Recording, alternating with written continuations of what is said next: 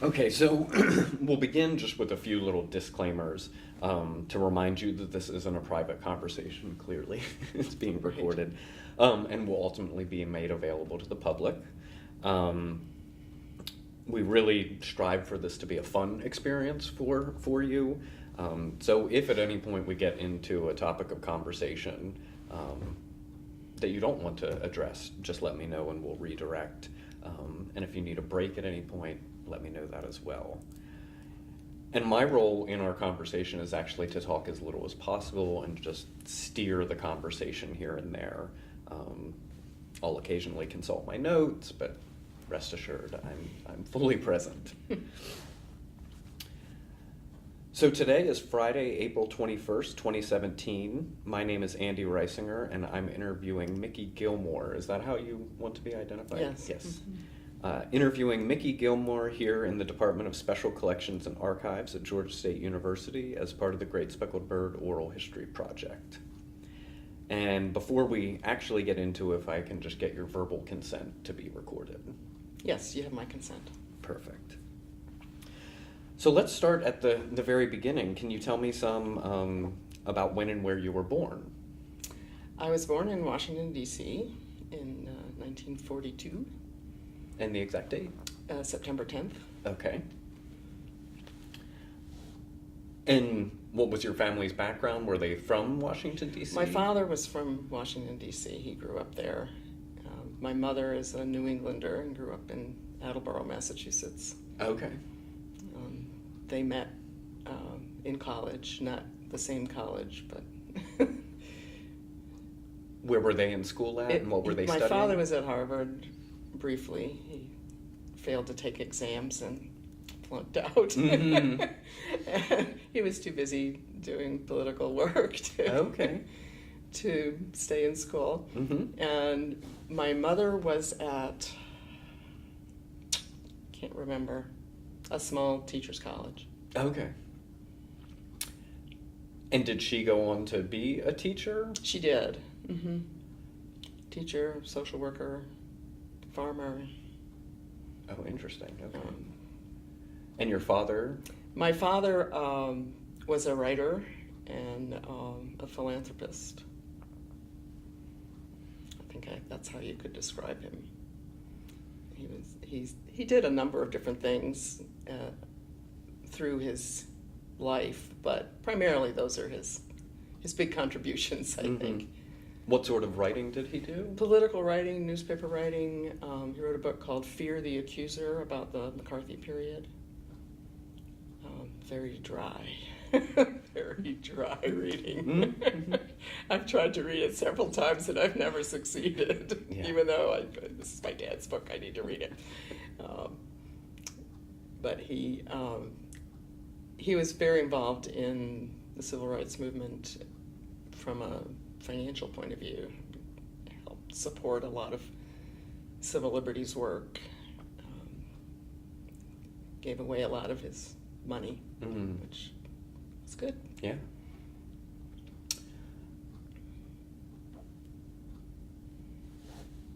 Trying to figure out which direction to go in first.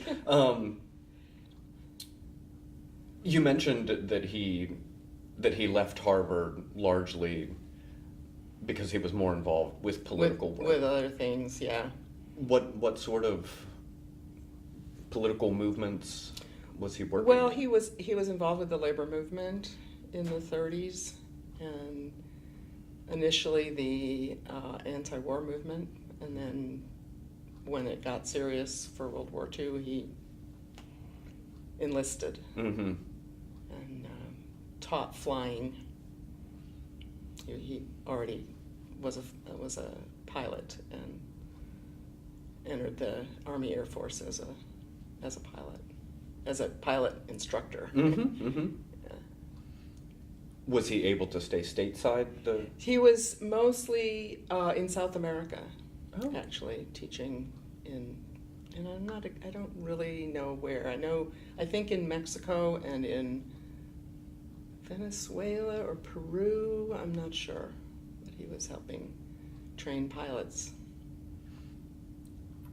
American pilots? No, No. other And he, well, also in Albany, Georgia, training American pilots. Okay. Because my mother, so this would have been 1944, probably, because my mother took us to Albany for a very brief period of time. She couldn't take the heat. No air conditioning, of course, in those days. And Right. apparently my brother, who's a year younger than I am, was like heat rash from head to foot, and she went back to Massachusetts.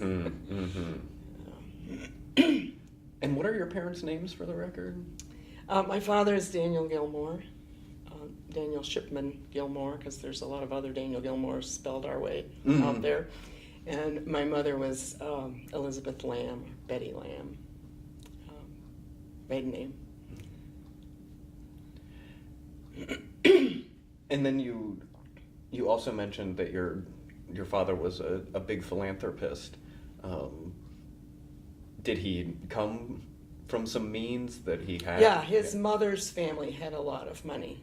And his mother died in childbirth with him from puerperal sepsis infection, pre-antibiotics. And his father blamed him for her death.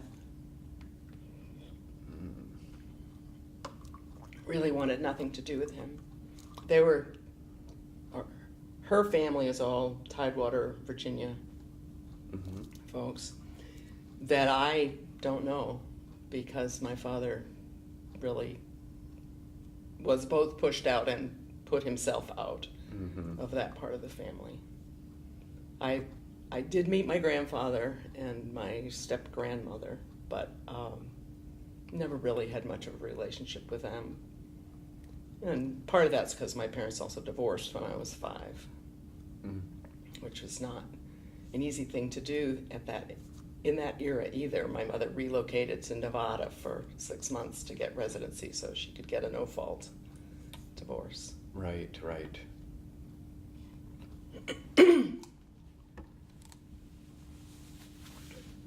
And had your mother, once she graduated from Teachers College and began teaching and well, she wasn't teaching then. Okay. I mean, they married, had me, and then had my brother. I'm not sure exactly how soon after they married. It must have been a while, because they were afraid they were infertile, and then I showed up. The family story about that is really pretty funny, because my mother was just not feeling well. I went to the doctor, who said, well, this is very natural. And he wouldn't come out, it was too embarrassing to come out and say, you're pregnant. Apparently, I mean, how times have changed. You know? Yes. And she didn't get it. And he finally said, how can I reach your husband? He was willing to talk to my father about it, but not my mother. She was supposed to intuit what he was saying. It was pretty funny. Yeah. So as she... So I think she was home with us, and I don't know what she did in those years. I mean, they moved to New York at some early point there. And I know she was involved with the Henry Street Settlement House as a social, in a social worker capacity, although she wasn't trained as a social worker. But she never talked much about those years. I mean, they were pretty hard years for her. And my father, of course, was then in the Army Air Force and not around. And she was learning to deal with servants, which she'd never had. I think it was a big culture shock, and living in New York instead of a small city in Massachusetts. And, it must have been a really hard period. Well, she had a lot of hard periods of her life. My mother really made a number of bad decisions in her life, looking back. And what was her family's background? Her father was the manager of a jewelry factory, so they were middle class, Mm-hmm. Republican. You know. Her mother had aspirations of being an actress, but in a very upper class kind of way. Mm. And, you know, her family on both sides go way back in this country. Right. Way, way, way back, you know. Not the Mayflower, but that era. Mm-hmm. Mm-hmm. Lots of ships' captains, and there's a witch that was burned in Salem, or hung, I'm not sure which. Right. You know, the kind Yeah. of old New England Mm-hmm. family. And my father's family was appalled that they were getting married because she was a Yankee, you know. And my mother's family was appalled that she was marrying this kind of ne'er-do-well. Right, right. Oh boy, yeah. But they did it for a while. Mm-hmm.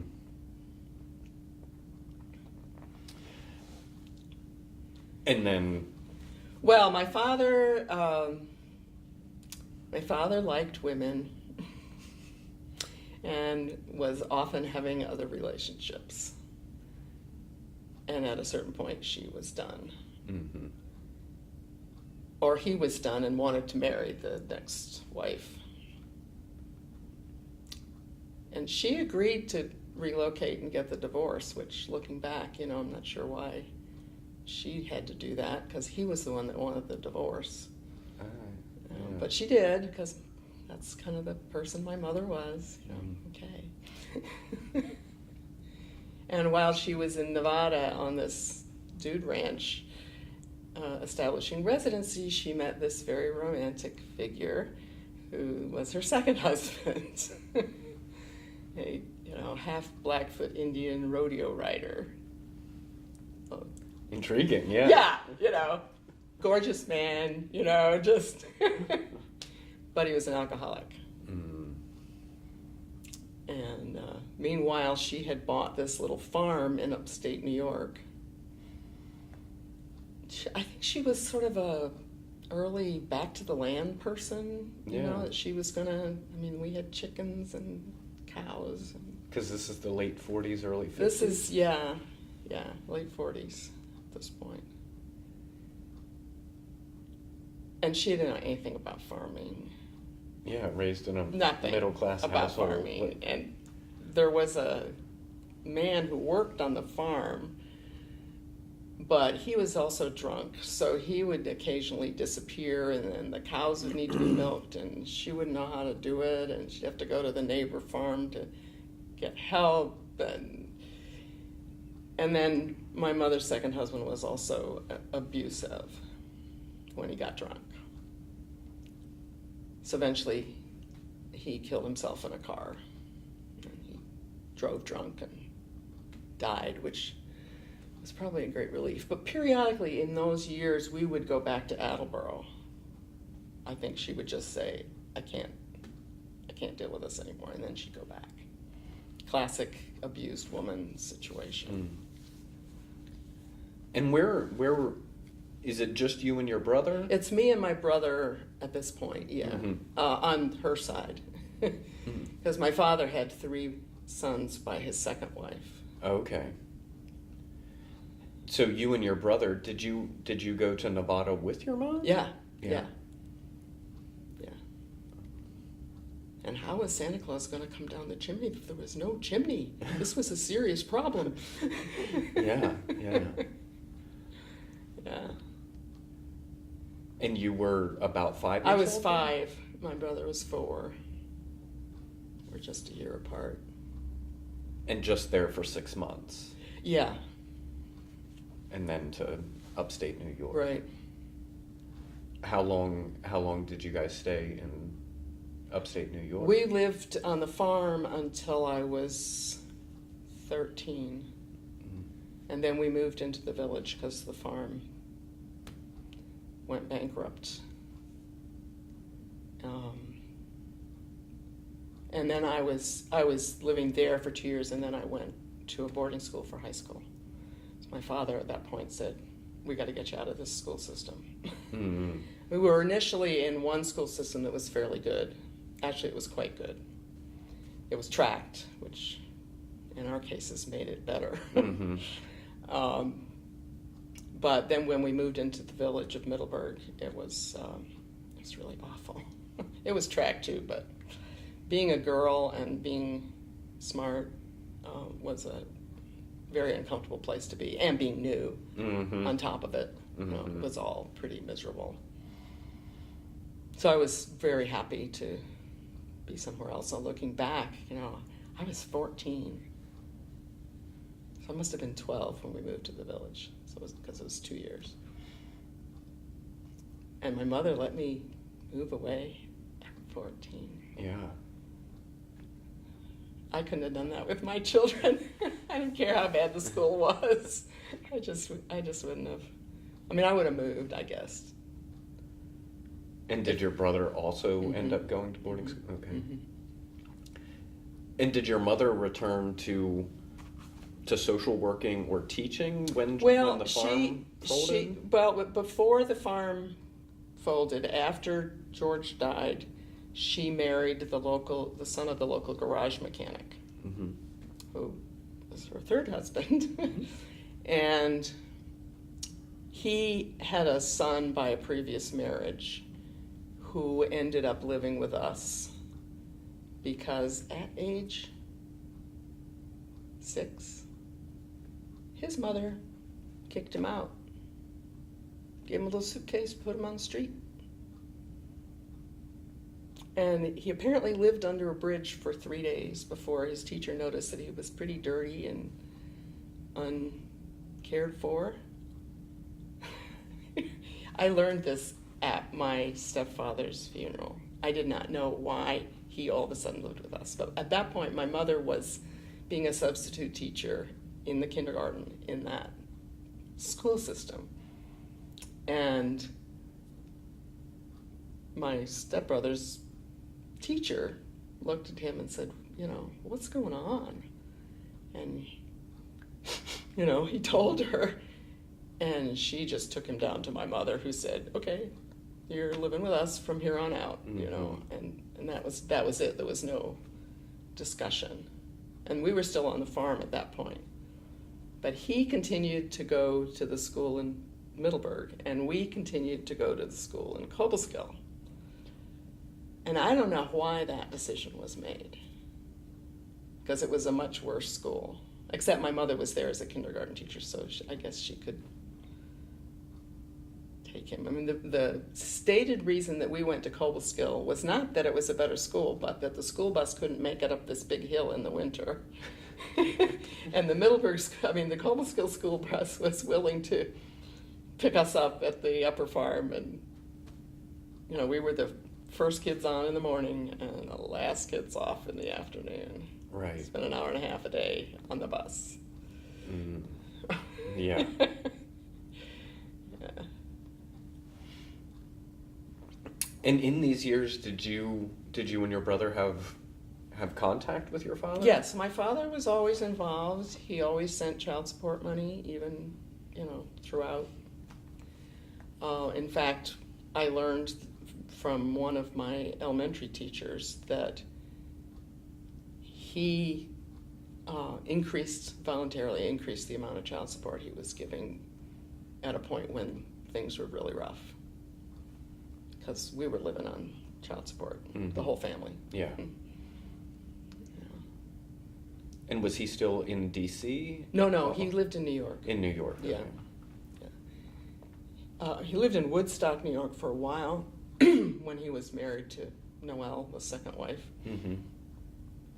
And then when they split up, he moved back to New York. And you mentioned that he wrote this one book about the McCarthy era, and also did journalism for newspapers. Mm-hmm, mm-hmm. Was he a full-time staff employee at a newspaper? That was before he moved back to New York. It must have been before Woodstock, before Noel, while my parents were still. And I'm not, you know, I don't have a picture of really what his life was like. I mean, we would visit him in New York, and he was devoted to us while we were there, so he couldn't have had a regular job. Mm-hmm. You know, he would take us to someplace for a month in the summer. So all 5 of us would be with him for the summer, Mm-hmm. you know, for this month at Lake Placid in an island in the middle of the lake. I mean, it was really Yeah. kind of a schizophrenic life.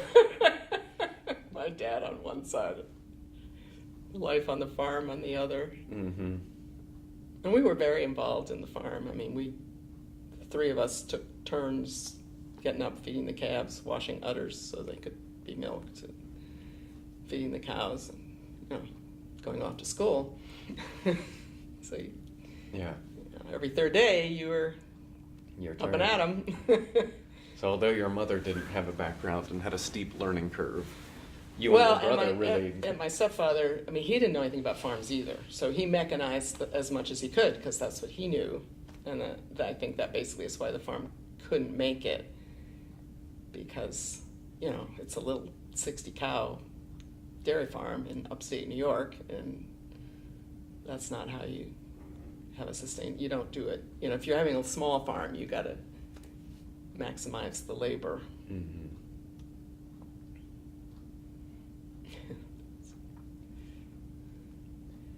And do you know what organizations or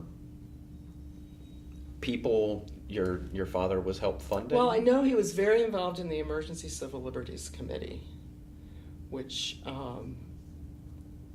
was more to the left than the ACLU at that time.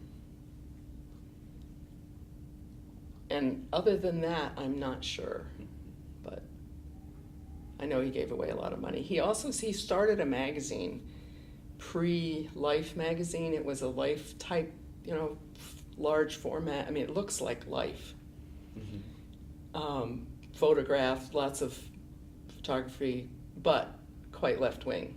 Mm-hmm. And that ended with World War II, because everybody went up, enlisted, and wasn't doing journalism at that point. But he funded that. Do you know what that was called? Yeah, it's called Friday. Friday. Yeah. And where did he learn to be a pilot? Or when? It was a hobby. Okay. You know? Yeah, my mother talked about him, you know, picking her up for a date and then him taking her up in a small plane and flying it upside down. It's lucky she didn't throw up on him. Yeah. I would have. Me too.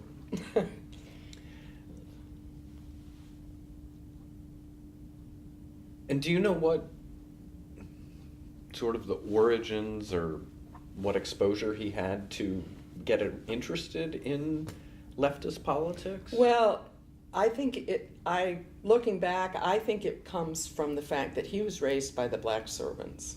They were the people that loved him, that cared for him, that stuck by him. And, I mean, that's where he was, in their world. Because his father Because kept his him. father didn't want anything to do with him. Right, Because but he killed his mother. Yeah, he lived in the household with his father, but Right. his father didn't Right. take an interest in. And so he really knew these folks as people, much more than probably most white kids in that setting do. You know, I mean, the house was one of these big brownstones in Washington. Kitchen's in the basement, and that's where he was. Mm-hmm. With them. And he got sent to boarding school even younger than I did, but I think he maintained those relationships. I mean, it's not like he left all of the prejudice either. I mean, I remember he picked me up from high school at one point, and I had asked, could a friend of mine ride with us to New York, because I was spending Christmas vacation or something with him. And he said, sure. And then when we got to the car, he was like dumbfounded, because this was a black woman, girl, high school kid. And, you know, he didn't say anything, but afterwards he said, well, you didn't tell me that she was, whatever the term was, probably Negro in that period.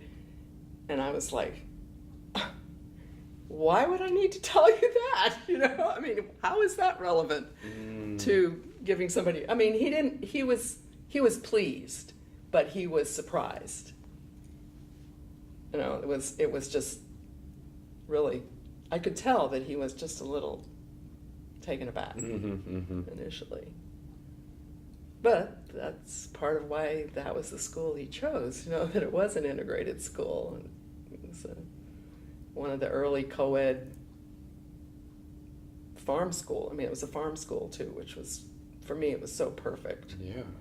You know, and it was based on people, you know, the students cleaned the classrooms, the students mucked out the barn, the students fed the animals. You know, it was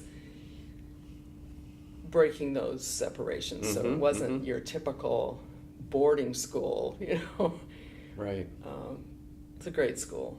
Where had he gone to boarding school? He went to the Hill School, which I think is a very, you know, snooty boys school, I think in Virginia. Okay. Yeah. And the boarding school you went to? It's in Vermont. And what is it called? Putney School. Okay. Yeah. It's been through some rough times, I think, in the height of the drug era. They had a lot of trouble. But it looks, from what I read in the alumni magazine, which of course is propaganda, things are looking better. I hope so. Because very strong arts program, very strong music program, you know, just really, it was a wonderful experience for me. Do they still have this cooperative Yeah. work model? Yeah. Yeah. Yeah. And when did you start there? What year? 56. And it was integrated, co-ed. Oh, it was integrated. co-ed and integrated from the very beginning. That was the model. Okay. Do you know when the beginnings? I'm really bad on dates. Yeah, but maybe a decade. Oh, more than that. More than that. Or like, but what decade? Like maybe in Oh. the 19-teens or 20s? No. I would say right after World War II. Okay.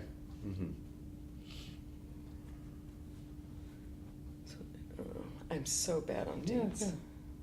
My whole family is, and it's a riot, because when we're together, somebody will ask one of the Gillmors, you know, when did such and such happen? And we'll all turn to our spouse and say, when did it happen, honey? So we don't know. Yeah. We're all like that, every single one of us. Even my journalist brother. Did your brother Strange. also go to Putney? Is Yeah, that where he did. Mm-hmm. Yeah. And was this your first exposure really to integration and getting to know? Well, my father had black friends, you know, so I had met black people in a social context. There was one Puerto Rican family in the entire school, my elementary school. And there was, looking back, I realized that there was a girl who must have been Cuban. But it was very white bread. Yeah. In elementary? In elementary, yeah. And I don't think in Middleburg there was anybody in junior high school. No, it was all poor white kids.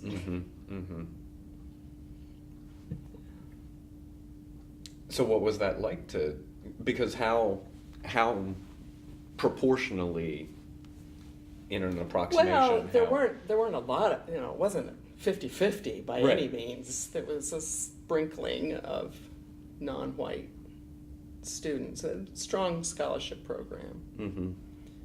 And I don't remember being even noticing. You know, it was like, it was so wonderful to be in a setting where being a smart girl wasn't bad, that anything else that might have gone on really didn't,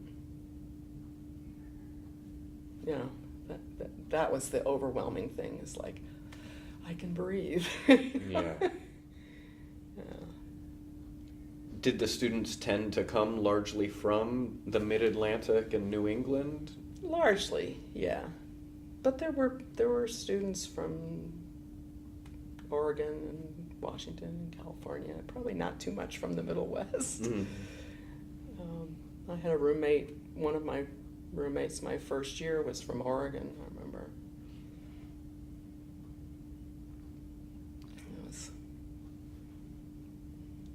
So what was that like for you, and what sort of impact did it have on your coming into adolescence and adulthood? Well, I think it allowed me to be more myself and not be feeling put down for being who I am. It was a shock not to be the smartest person in the class.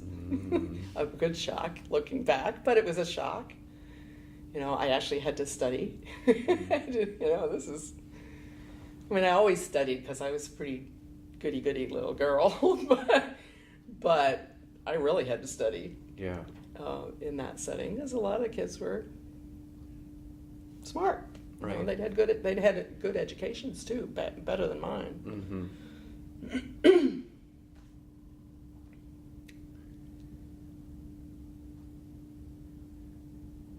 And it was a good place to grow. Mm-hmm. And what were some of your interests and hobbies as a child and then into high school?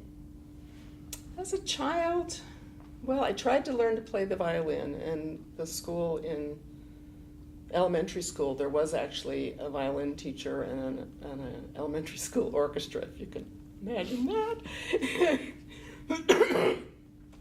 When we moved into the village, there was no orchestra and there was no teacher. And the band director tried to teach violin, but he hadn't a clue about violins. So when I went to Putney, I dropped the violin. Looking back, that was not a great decision, but there it was. Mm-hmm. And I tried to learn piano, and it was too painful because the practice pianos were all totally visible and audible, and I didn't want to practice. Yeah. It's too hard. Yeah. So I pretty much stopped that, but I sang in the they called it the madrigal group, which was the high school choir, Mm-hmm. for a couple of years, and that was really fun. So I enjoyed that, and I did a lot of crafts, a lot of sculpture and silverwork.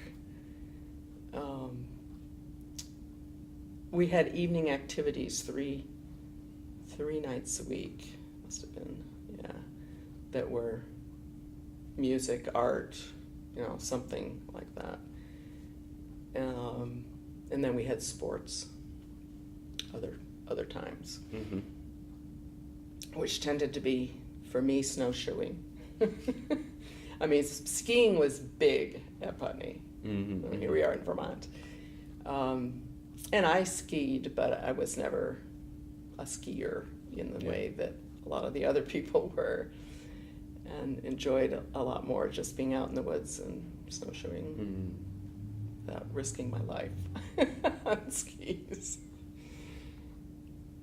We weren't doing a whole lot of cross-country ski then, which was too bad, because later on I got into cross-country skiing, and that was really fun. Mm-hmm. I actually cross-country skied in Atlanta the first year we lived here. There was a giant snowstorm. Oh, wow. And my skis, I skis had come with me, and I pulled them out and skied on what is now the Freedom Parkway. It was then just empty land.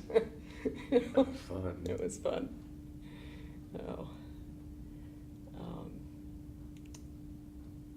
But I've always enjoyed making things with my hands. Mm-hmm.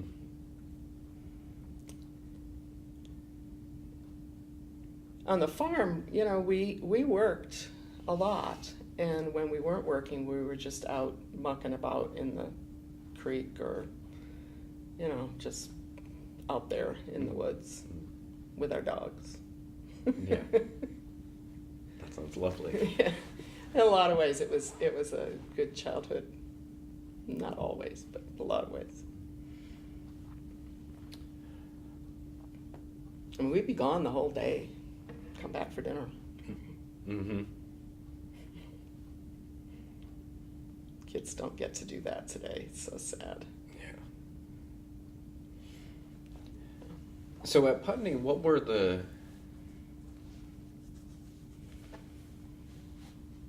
rules governing the student body? Did you have a house parent, or Yeah, were there loco parentis sort there of? were dorms, and there were faculty that lived in the dorms. You know, and the dorms were segregated by gender. Mm-hmm. Not to say that there wasn't a lot of hanky-panky going on, because there was. I mean, you've got lots of acres of land, and kids go off for bicycle rides, and who knows what else happens. Mm-hmm. But they were aware of that, I'm sure. We were kept very busy. I mean, we had classes all day, and then we'd have work jobs, which was the cleaning and the feeding and the garden work and painting. I mean, I'm an expert window painter. I can paint a window with just a brush and not get any paint on the glass. I'll have to invite you over.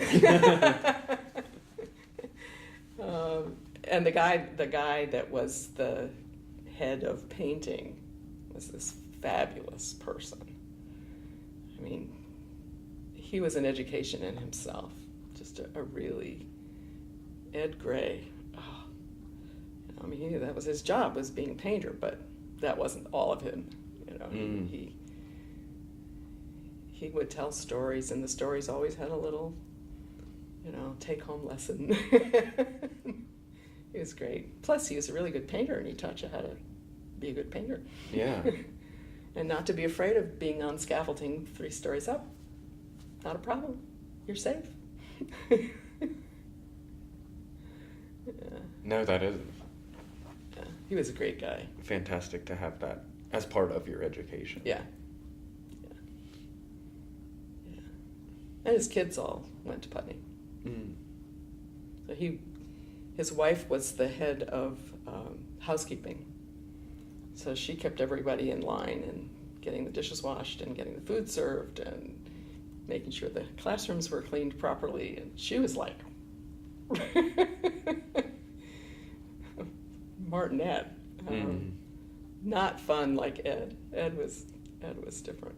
He was great. Yeah. And we called everyone by their first names in the school, up to the headmaster. Up to and including? Including the headmaster, yeah. Now, the original founder of the school was Mrs. Hinton. People did not call her Carmelita. But after that, I think that the man who was headmaster, yeah, he took over from her. But he was Ben. And that's a philosophy that I carry through to the work I do now. Mm. That I don't, you know, I tell my students first week of the term, it is fine to call me Mickey. You know, we're all going to be midwives together in another couple of years. Mm-hmm. So it's, you know, I don't think respect lies in Professor Gillmor. Right. And don't call me doctor, because I'm not a doctor. Mm-hmm. Mm-hmm. And some of them have a hard time with it. Yeah. Some of them are like, oh, great, okay. Yeah. So were you aware at that time that that was a... Yes, well, I mean, in elementary school or junior high school, I wouldn't have dreamed of calling any of those teachers by their first name. Mm-hmm. It was a real culture change. But we were also a community, you know, we all lived right there, everybody. Mm-hmm. The other thing I really got into in high school was languages. Because I started out taking Spanish from this amazing woman she was Ukrainian, and she spoke Spanish, French, German, Latin, Greek, who knows how many other languages, Portuguese, I think. I mean, she had Russian. Of course, yeah. As well as Ukrainian, no doubt. And so I took Spanish, French, and Russian from her in high school. My Spanish is by far the strongest language partly because I started earliest, but also because I had a lot more exposure. Mm.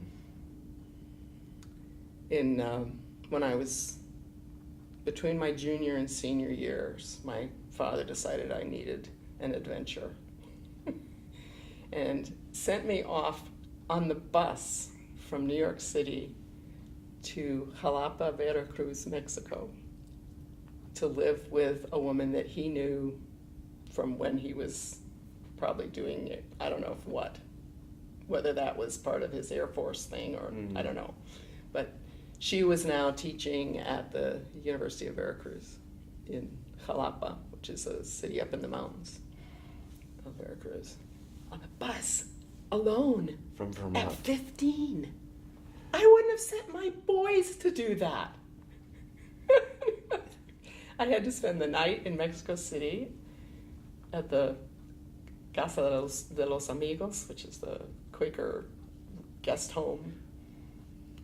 They lost my suitcase. I mean, it was the whole thing. I mean, I got it back because they switched the tags, and I think I was supposed to bribe somebody to get the right thing, and instead I cried. It worked. I didn't want this 15-year-old kid crying in the bus station. Yeah. It was a great experience, and I fell in love with a Mexican. Mm-hmm. And so I got a lot of Spanish, because he didn't speak English. Right. He spoke French, but he didn't speak English. And you spent a So month or a summer? I spent two months each summer for that summer and the next 2 summers Oh, wow. in Jalapa. Yeah. And did you ride the bus to and from No, every time? no. I rode 2, and then I was allowed to fly home. And I flew every other trip. Yeah. Yeah. And so what were you doing while you were down there? I was studying at the University of Veracruz Mm. in Spanish, classes in Spanish, and mostly archaeology and literature. It was challenging. It was fun. Yeah. And then when I went to college, I didn't initially start out, but I ended up majoring in Spanish. So I have very good grammar. Yeah. And the folks that did a lot of the patient education materials at Grady used to bring it to me to fix the grammar and the spelling, so that even though their Spanish was way better than mine in terms of, colloquial production, I could get the grammar right. It's a skill. Yeah. Yeah. And did you maintain your relationship with this Well, boyfriend? he broke it off after the 3rd summer. After the 3rd summer? Yeah. So Yeah. Yeah. So you had a long-distance relationship? Yeah, a 3 long-distance years? relationship. Yeah. Yeah. Yeah. He's an artist. He's probably not really interested in women, but it's okay. And I That got was to know lovely. the whole artist community, and that there and in Mexico City too. They were back and forth. Mm-hmm.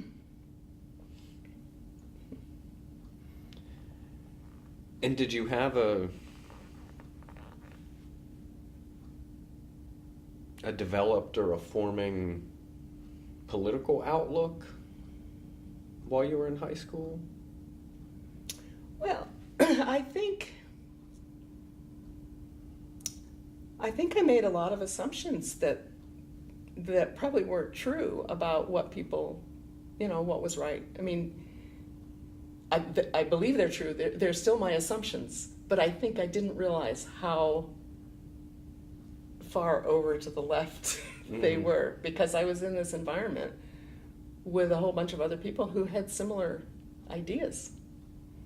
Kind of a gift, really, to think that this is the norm. Mm-hmm. And it must have been hard for folks at Putney that didn't share a progressive perspective. Yeah. And some of them, I'm sure, just didn't make it and dropped out. Was there anything that you were reading that had a big impact on you as a child and in high school? Well, I remember being very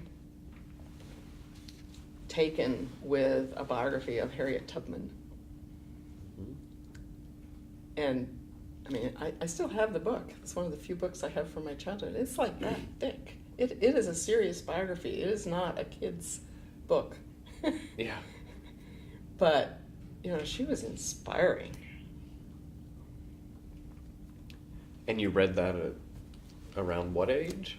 I think about 12. Mm. And I was into biographies. There was a whole series of little orange square books that were biographies of various people. And I think I got them all from the library, in sequence. So it really appealed to me in that period. This was when, this is junior high school. Mm-hmm. But I don't, I feel like my political views just came with my dad and it just I've always thought this way, I don't remember having oh my God, there's this other idea. And I think it's from my dad. Yeah. Was your mom political? Well, not in an overt way, but she always cared about doing the right thing. And, she taught. She was also a social worker in the county. She made a point of taking me with her on some of her visits to open my eyes to how people were actually living in our county, upstate New York, dirt floor. So, from that perspective, she was political, but not in the sense of demonstrating or donating. Well, she didn't have any money, so there was nothing to donate. People needed to donate to us. Mm-hmm.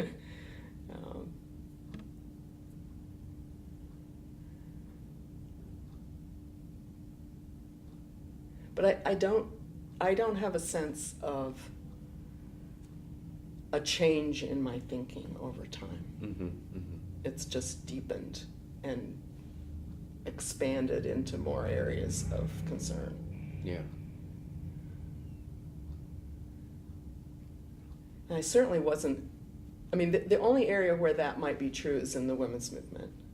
Because as a child and a high school student, I wasn't aware of oppression as a woman. Mm. Or that, that there were issues that affected me personally. So the women's movement really did open my eyes to other things. Mm-hmm. And by then I had plenty of experiences where I could go, oh yeah, that's true. Mm-hmm. Mm-hmm.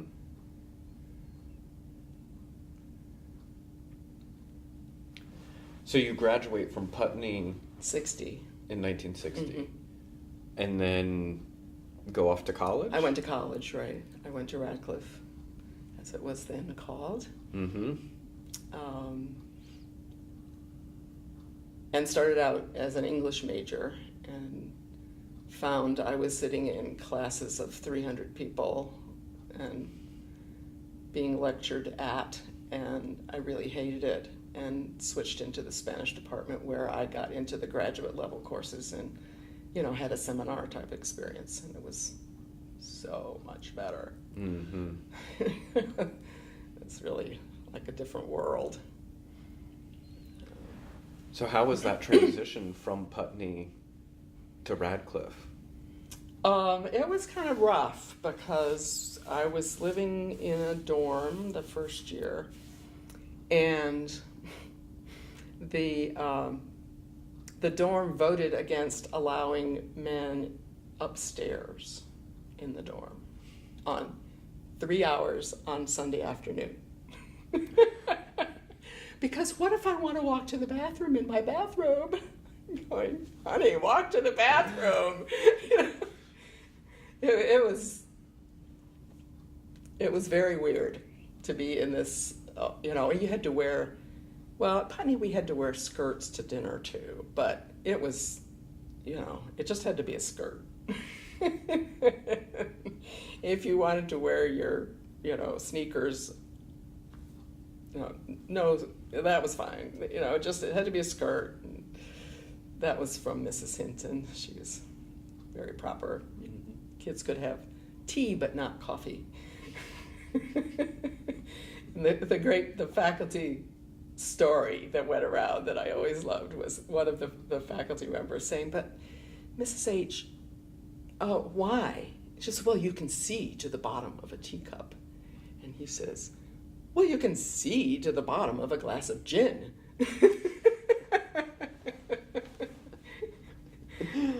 And to say that to her, I mean, I never met her, but the story, she was a very powerful woman.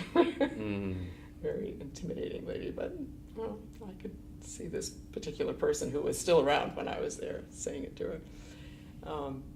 So after that year, it was quite unpleasant, and I had a roommate that I didn't really like, and there was no place, you couldn't go out in the woods because you're in the middle of Cambridge.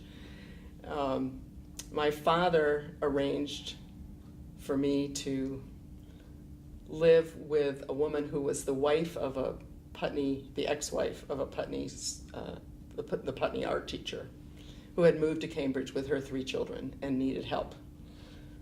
So Radcliffe thought I had a job. In reality, we were paying Betsy to let me live in her house, and I did help with the kids. Mm-hmm. But they thought I was doing that. So I got out of the dorm, which was a very good thing. We did that for 2 years, and then the 3rd year I told Radcliffe that we had moved, and in fact I had moved by myself in with my boyfriend. Mm-hmm. A little subterfuge there. Mm-hmm. Camera. Mm-hmm. Yeah. First I moved in with another woman, and then she and I were both dating guys that lived together, and so we switched. It worked. Yeah. Brilliantly. Yeah. But Radcliffe would But they didn't know that I was living with it. They thought I was still doing this, au pair job. And what would have been the repercussion had they known? I probably could have gotten kicked out. Mm-hmm. I probably could have. Nobody was going to tell, there's no reason to. Yeah, it was, that was an interesting era in college girls' lives. Formal dining, what did they call it? It wasn't formal, they called it, I don't know, there was a term about our dinners that were candles and stockings and being served, which was And not by, it wasn't just your turn to serve. It was kids, other students who were being paid to be your servant. That was bizarre. Wow. Because this is 60 to 64? 60 to 64, yeah. Yeah, so... Yeah. Ours was the first class that actually got Harvard diplomas. Happened right before our graduation. Did you take classes at all with Oh yeah, the Harvard classes men? were all completely merged. Okay. Completely merged, and they had been for a long time. The only thing that was separate was gym. and living. Mm-hmm. Yeah. And your classmates themselves seemed... Well, I was in a pretty conservative dormitory, Mm. It was one of the big dormitories, and I mean, I don't remember any black people in that dormitory at all. There might have been, but it wasn't obvious. And certainly, I mean, I just don't remember people that weren't worried about walking down the hall and having a man see them in their bathrobe. It wasn't universal, but they voted, and I mean, this was a big innovation to allow men upstairs for 3 hours on Sunday afternoon. And upstairs, is that like The- sitting rooms? No, this would have been in your room. And of course, Okay. there were going to be rules about the door had to be open this many inches, and you had to have 3 feet on the floor, and all kinds of stuff that was kind of amazing. Yeah. Especially after Putney, where, I mean, boys were not allowed in our dorms, but we had the big outdoors. So it didn't matter. Anyway, there were 4 girls in the room the size of a third of this room. Yeah. There was no space for anything else going on. Mm-hmm, mm-hmm. Yeah. But also the early 60s, that's when the birth control pill is first released. Yes. Were you aware of that? I was by 63. So I have to decide how much I want to tell. Okay, yeah, absolutely. So my father, when I was about 14, my father it's interesting. He keeps being a really key player in all this, isn't he? I must have been 13 or 14. And he decided that I needed to know about birth control, even though I was definitely not sexually active yet. And so he, told me about condoms and diaphragms, which is what existed, and said that when I was at a point where I wanted to become sexually active, that I should let him know, and he would get me an appointment with his wife's, now his third wife's, gynecologist. And I could get a diaphragm, which I did at 15, 16. Probably 16. No, it was probably when I went to college. That's probably when I did that. And so my sophomore year in college, I got pregnant with the diaphragm. Mm-hmm. Knowing what I know now, I know why. Because no one ever taught me that I needed to be sure my cervix was on the other side. And I have an extremely posterior cervix. So I got pregnant, and the other piece of advice my father gave me when he gave me the birth control talk was, and if it fails, I want you to call me. And I did. And he said, come to New York, and I'll see what I can do. Well, he asked me what I wanted to do, and I said, well, I really don't want a baby. I'm 19. Yeah. This is not okay.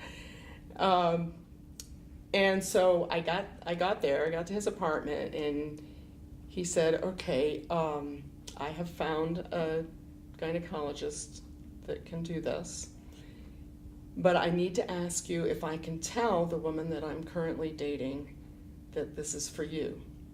I mean, what a sweet guy. Yeah. You know, he didn't want to reveal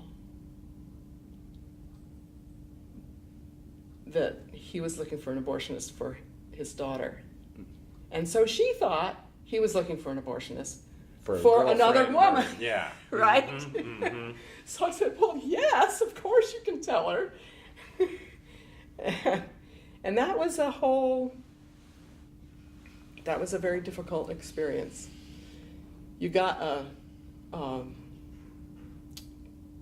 business card with one corner turned up in a specific way, and you went to the appointment and you handed in the card. And then, you had the appointment. He said, why doesn't your boyfriend want to marry you? Why, it was... And then he said, okay, so go home, don't leave the house, you'll be notified.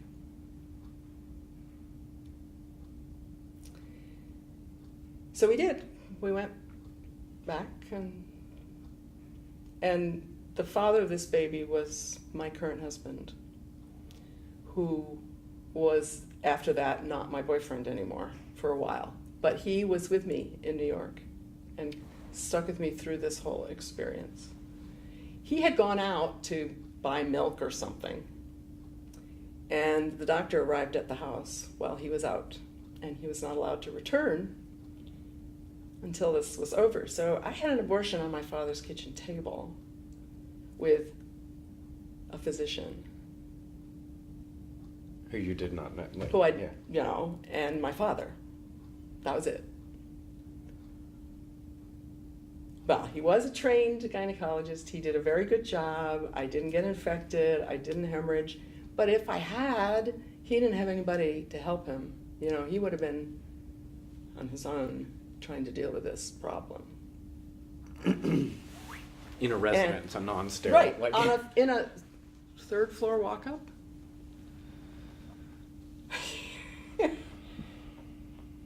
Looking back at that. So this is one of the reasons that I am strongly in favor of legal abortion, because and mine was a good experience, a really good experience. Your father a very had means and expensive, connections. good experience. Mm-hmm. Right. And that women go through, we had other friends who used other methods and were sick. One woman lost her uterus. I didn't know anyone who had died, but illegal abortion was happening. And I think poor Henry out there walking the streets of the Greenwich Village, right, wondering when he can come home. Did your father live in the village? Yeah.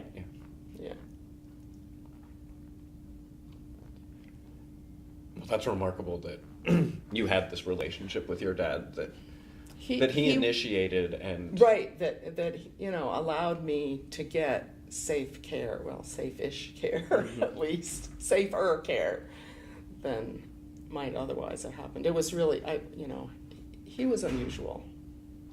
Did you talk with your friends, your girlfriends, classmates, your boyfriend about these experiences, or just the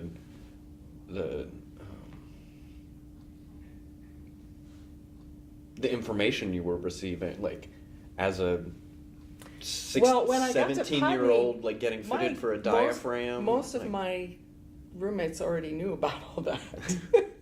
And one of them totally didn't, but they were way more knowledgeable than I was.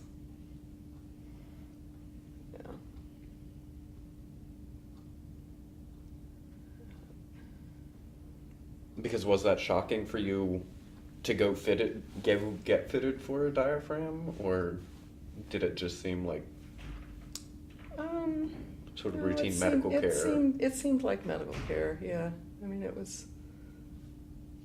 I wasn't made to feel bad about it. In fact, I sort of felt like I was taking charge. Mm-hmm. And that was a good thing. I mean, that was how my father presented it, I mean, initially he said, I know you're not sexually active now, and I hope you won't be for a while, but when you are wanting to be, and that was the method that was available at that point. So anyway, I went on the pill after this experience. And when I look back on that, the pills that we had in that era were, oh my God, it's lucky I didn't have a stroke. Yeah, so potent. They had a lot of estrogen in them.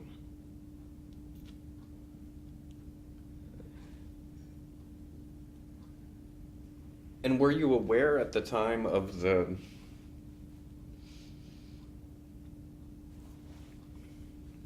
sort of trickiness of obtaining birth control? Oh, yeah. I mean, birth control of any kind was illegal in Massachusetts. Yeah, and where it was available. In New York, New York was much more liberal. But often restrictions, or at least the doctor imposed them, of you needed to be married and these things. Right. And clearly you're seeing physicians that are willing to skirt some of that. You're right. Were you told by the physicians of like? Well, it was really obvious that the abortion was completely illegal. I mean, that was completely obvious, and we were told what to say, what not to say. We had to bring cash, used bills.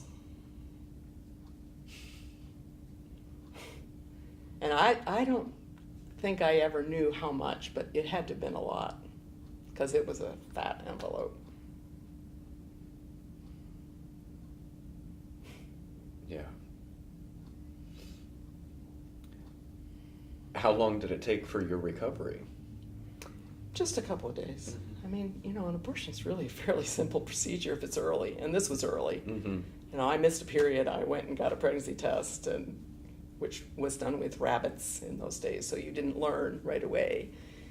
They took your pee and injected it into rabbits, and then if the rabbit died, you were pregnant or you weren't pregnant, or I don't know.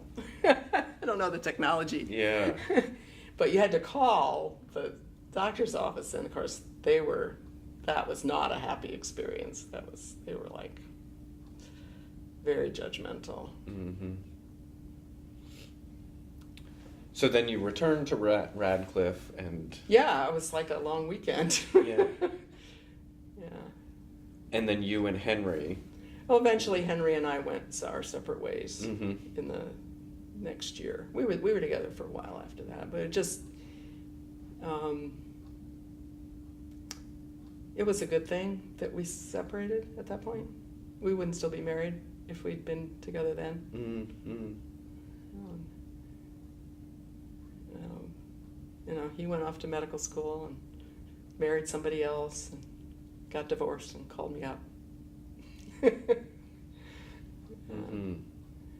And I doubt that we would still be together if we'd had a kid and gotten married back then. We would not still be together. Mm-hmm. We were not in any way mature enough to go through something like that. So that was in your junior year. Mm-hmm. So were there any other milestones in your last 2 years at Radcliffe? Well, the biggest thing I think that was really quite life-changing was that I had wanted to take their entry biology course, Nat Sci 5, when I was a freshman, and I was told that I didn't have enough math in order to do this course. And it was an innovative, basic, it wasn't phyla, it was DNA, and it was just the beginnings of understanding all that stuff. And I wasn't assertive enough to know that I needed to say to my advisor, wait a minute, I did 3 years of math in 2 years at Putney. So I have, what kind of math do you need? It looks like 2 years, but it is Algebra 1, Algebra 2, trigonometry. I did it all in that period. In those 2 years, I just went through because I'm good at math. And so by my senior year, when I just signed up for an SI5. And, let them say what they want, which of course it wasn't in any way an issue, but I was in love. I just thought this material was so exciting and so wonderful. And, I'm graduating in Spanish and writing a 40-page thesis in Spanish on a Mexican playwright who is a friend. And, I'm doing all that, but meanwhile I'm going, this biology stuff is cool. And at that point decided that I wanted to go to medical school. And spent the next summer taking inorganic chemistry and the next year at Harvard, not a smart move on my part, taking organic chemistry, physics, and calculus, all at the same time. I got through it, I passed everything, but not with the best grades I've ever gotten. And applied to, well, I should say that when I just made this decision, I thought, well, maybe I'll be a nurse. So the Mass General Hospital had a 1-year program for baccalaureate graduates where you could become an RN at that point. And I went and interviewed with them and said, oh, you should be a doctor. You're a Harvard graduate. Or you will be, Mm-hmm. So I bought that stupidity and did the medical school thing and applied to schools that there was no way I was going to get into, although I didn't know that. 10% of the class was women. Every interview I had asked me if I was going to get married and have children, which I can't do anymore. Mm-hmm. But they did. They all asked, and so, well, I could just see and of course it was all interviews with these, fairly elderly white men. Every single one of them is patrician. What was your response to, do you have intentions to get married and have kids? Yeah. I'm not cutting off that option. Mm-hmm. I don't know yet. I don't have any specific plans, but someday, sure, so that I didn't get in anywhere. And when, I was like, what do I do now?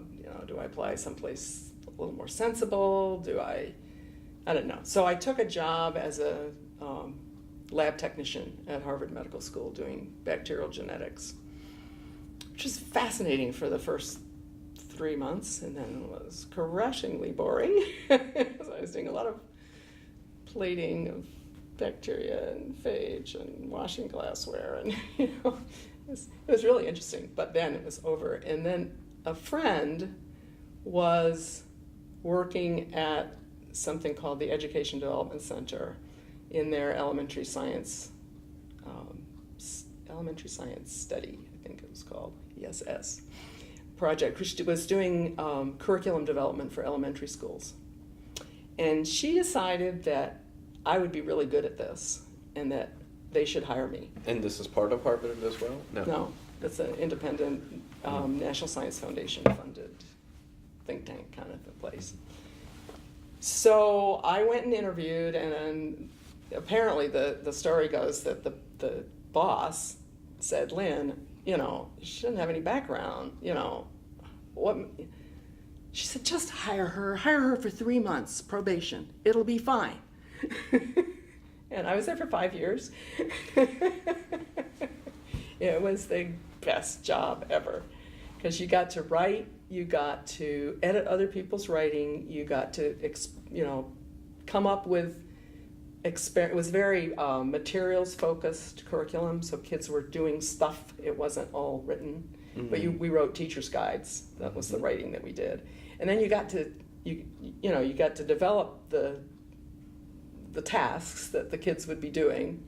I mean, we did things like have them cook a chicken, pull out the bones, and put the bones back together. It was so fun. Plant seeds and do experiments. If you put it upside down, what happens? If make up your own experiment to see, is it light that it's going toward, or is it gravity? Just really fun, really fun stuff. The first project I worked on was pond water, where you go to a pond, you collect a bunch of pond water, and then you get out your microscope and see what was in there. Very messy, very unrealistic for most classrooms, but totally fun. So we developed the curriculum, we wrote it up for Teachers' Guides, we taught teachers how to use the curriculum, so we did teacher training, and I got, travel all over the country doing teacher training. I mean, it was just a really fun job with a bunch of very creative, interesting people.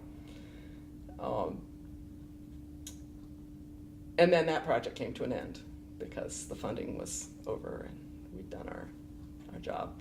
Was that all in Cambridge? It was actually in Watertown and then in Waltham, but suburbs of Boston. Yeah. And I wanted to follow up really quickly. You talking about applying to medical schools made me reflect. Did you apply to multiple places when you chose to go to Radcliffe? Or? Yeah, I did. Yeah. I was at the top of my class. Yeah. At Putney. Oh, I didn't have any trouble getting into college at all. Yeah. Why'd you choose Radcliffe? I wanted to be in a city, and Harvard had such a whoop-de-doo reputation. Mm-hmm. Until I got into the Spanish department. It was probably the worst education I've ever had, other than the 2 years in junior high school. Just, such mass production, such uninterest in undergraduates. It was not. I was so glad my boys chose not to go there. Although I think it's maybe better than it used to be. In that period, it was, and, being a girl, and we were, extreme minority because our admissions were much, much, much more competitive than the Harvard part of it. And there was still this whole, there were libraries I couldn't go in because I was a girl. The Lamont Library was boys only.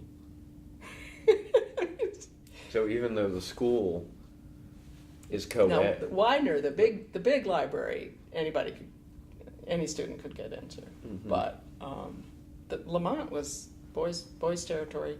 You couldn't go there as a girl. And what kind of library was that? It was a fairly general library, but in terms of it was a place people went to study and hang out, but not with girls. And I did get involved in the Harvard Radcliffe Socialist Club at Harvard too. That was another big piece of what was going on. How did you become aware of that and involved? Probably because of Henry. I started dating Henry, and he was involved. And what sort of what did that group do? It was the Vietnam era. We were doing a lot of anti-Vietnam organizing. That was the biggest thing that was going on, and education about socialism and educating ourselves as much as anybody. Mm-hmm. Do you remember things that you were exposed to that were part of that education? Like were there reading groups? Or? There was reading. There were reading, Marxist, Leninist reading group things, most of which were totally dominated by the men. Totally.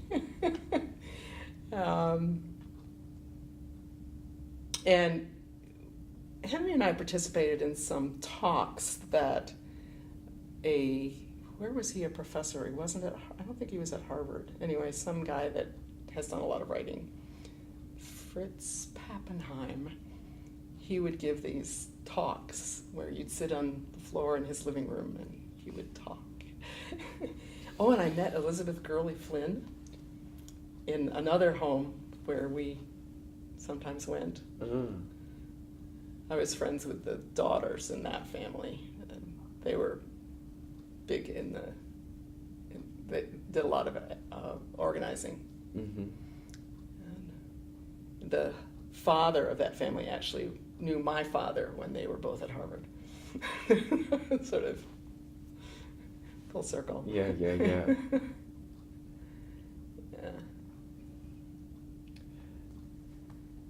How aware were you of civil rights activities in your Radcliffe years? So 60 to I was 64. aware and did some local support, but the big summer, of '63, I was in Europe, and I think I was there on purpose. I think my father said, "Get her out of here." I have no proof of that, but wouldn't this be a nice time to go to Europe this summer? Oh. So your parents were aware of My father, for sure. of some of your the political activities that you were involved in. Yeah. What sort of discussions, if any, did you guys have? My father's always supportive, but he wanted me to be safe, despite sending me to Mexico on the bus.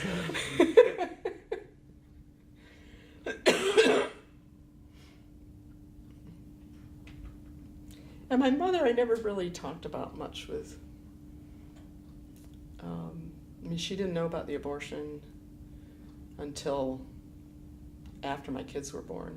And I decided I needed to tell her, and I told her, and she immediately changed the subject. She didn't want to know. Not that I think she would have opposed the decision. I think it's more that she just didn't want to hear about hard times. She had such a lot of it in her own life. Yeah. Because after you and your brother were at boarding school, was she... Well, she was still raising her stepson. Yeah, George, yeah. No, George is the second husband. Okay. This is Butch. Butch, okay. Yeah. And so she raised him... She raised him all the way through high school, and then he went in the Army.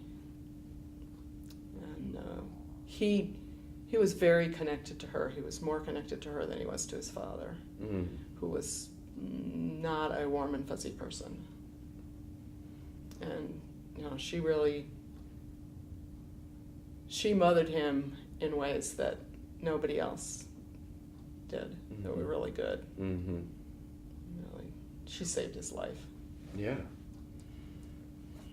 And I don't just mean at age 6 or 7 or whatever he was. I mean later too. Just being somebody that he knew loved him. And was she married to Butch's She was father? still married to Bill, her third husband, and stayed married to him until he died, although not happily. And at a certain point, I think sometime in college, I said, "Mom, I can't stand hearing about it. Either leave or don't tell me, because I can't." Which really cut us off from each other, because she needed to talk. But I just couldn't understand why she would stay with someone who was so unsupportive. And he was never physically abusive, and he never drank at all. So there were good things about him. And he was not a womanizer either. She had learned. But he never held a steady job. She was the primary support of the family. He would, have these things that he would do that cost money, but he wasn't really bringing it in. And she eventually went back to school. She did the Goddard Adult Degree Program to get a bachelor's, because her degree was an associate degree. And she couldn't teach except as a substitute teacher without having a more of a degree. So she went back, and they had a program where you went for a couple of weeks in the summer, and then you worked from home, all by mail. He wouldn't go to her graduation.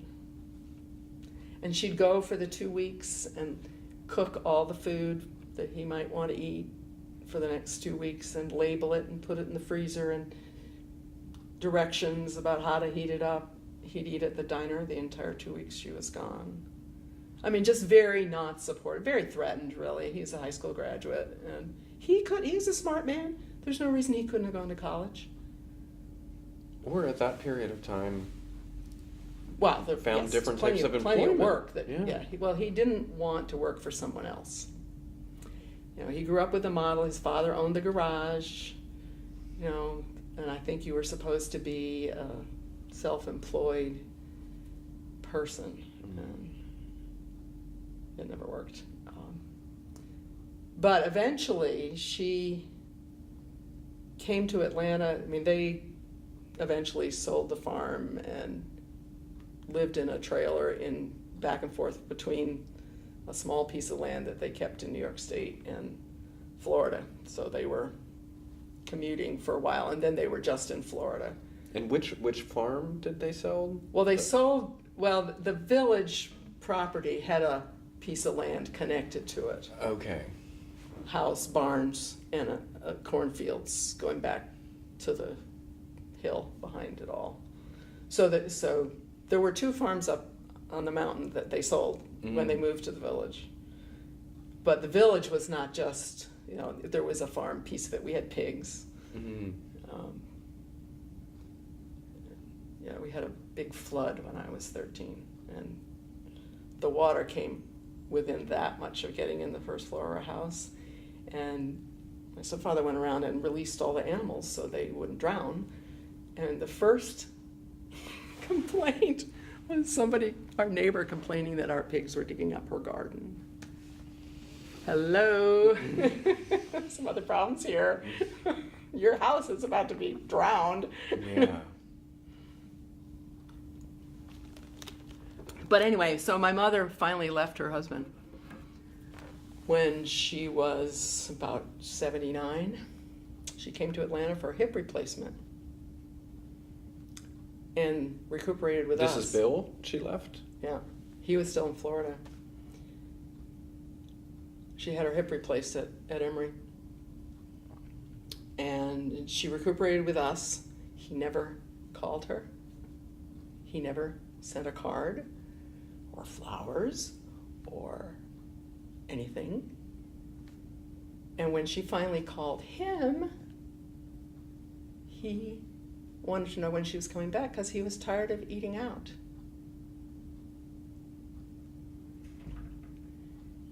And I talked to Henry and said, what would you think about inviting Mom to stay? He said, works for me. So we did, and she did. So she had 5 nice years with us. Mm-hmm. And he stayed in Florida? And he stayed in Florida and eventually died before she did. But it just... My mother had many faults, but she was a wonderful woman. And, to be treated as your personal servant and not care. I don't know if he didn't care, if he didn't know how to care, or he didn't know how to express his care. I don't know what his problem was. Mm-hmm. But, he beat his son with belt. He was not allowed to touch us. And she stood firm on that one. Which created kind of a weird dynamic between Butch and Wiley and me. Mm-hmm. Because not that we did stuff that, he was the one that was getting in trouble too,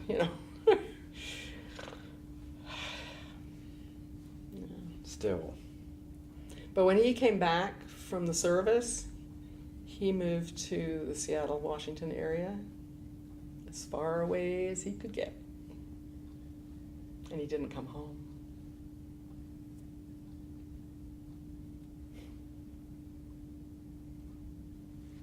Did he stay in touch with your mother, though? Yeah. Yeah. Yeah, he did.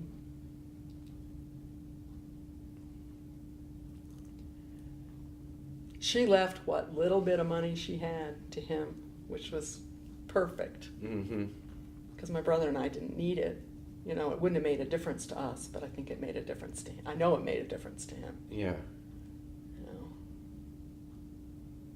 And when my stepfather died, he came and helped her sort out stuff and get rid of it. Mm-hmm. Yeah.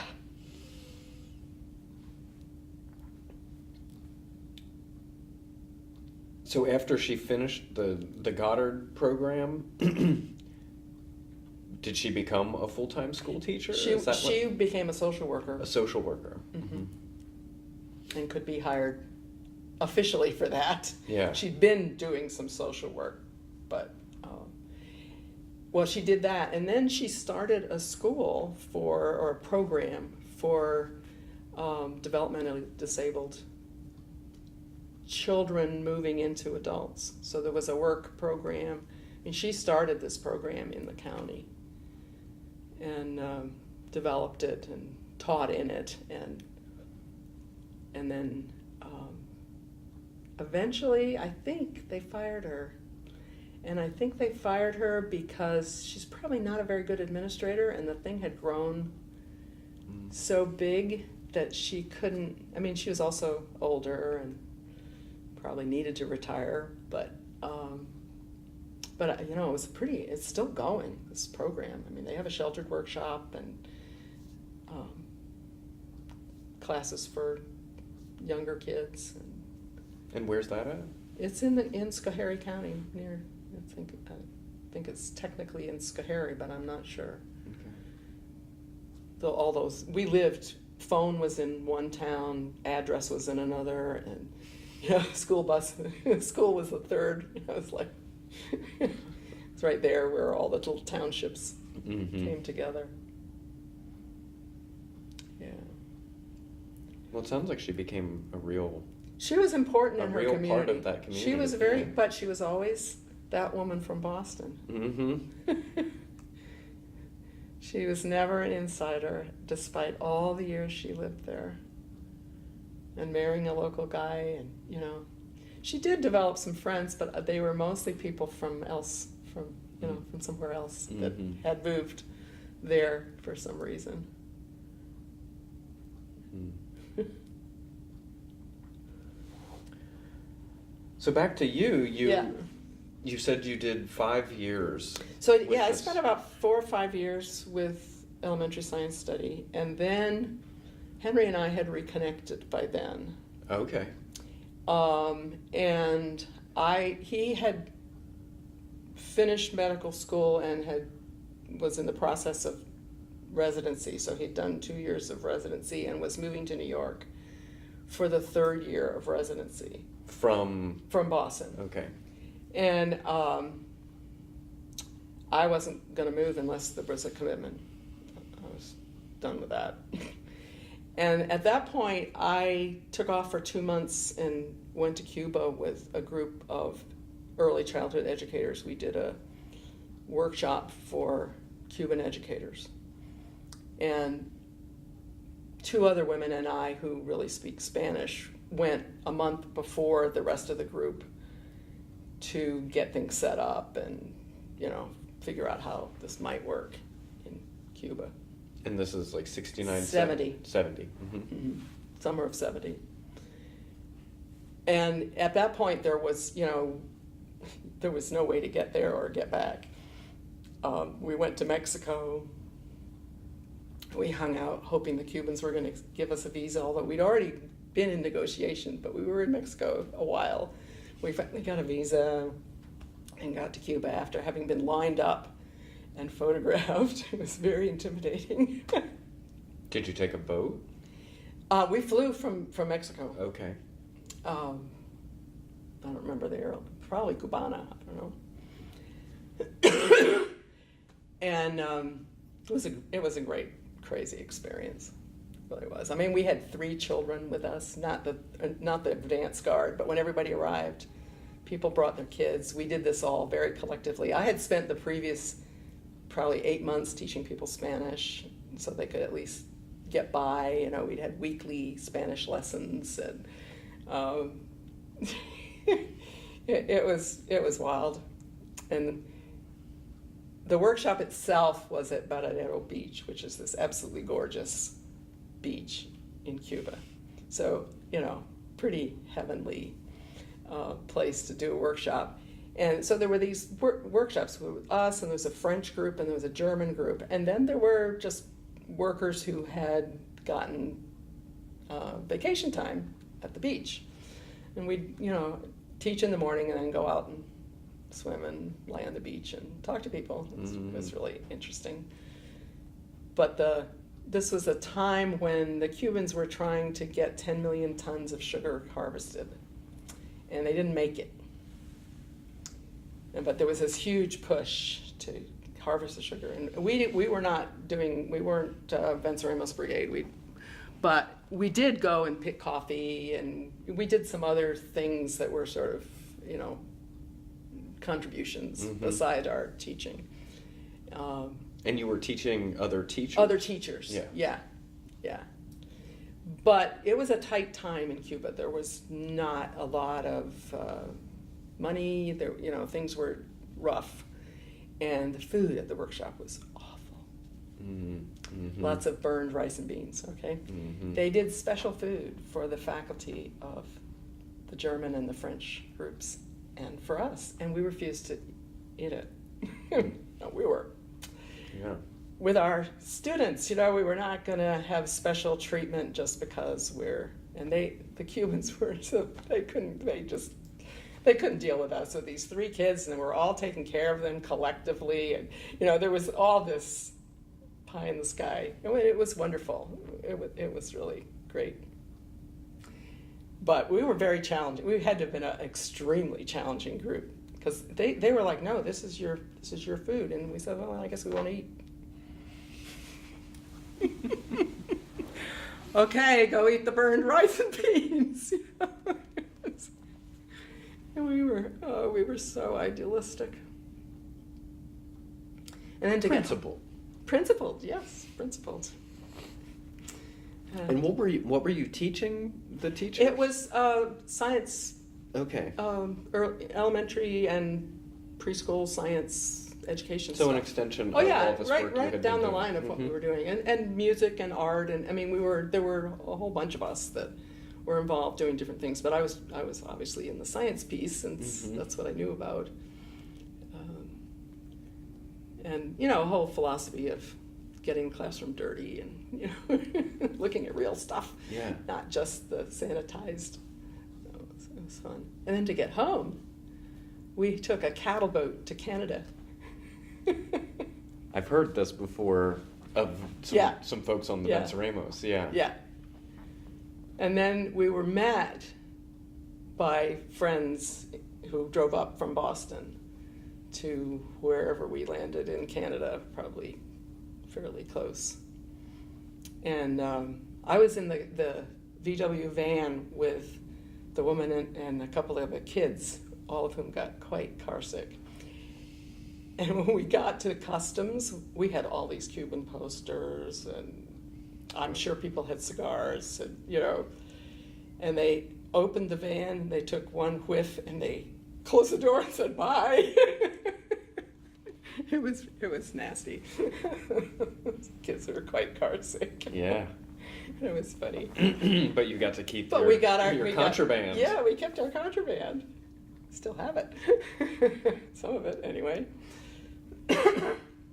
So that 2 months, I was out of contact with Henry. And, I mean, there was no way to call. There was no internet. It didn't exist. And, you know, that was it. I got back, and he decided that maybe we should get married. He missed me. So we did. We had a wedding in October. How long had you been back together at that point? About a year. Okay. Yeah. Not quite a year, probably. He had, interestingly, maintained a relationship with my father, who liked him. While you were gone? Well, or while all these years? Yeah, for all through these years.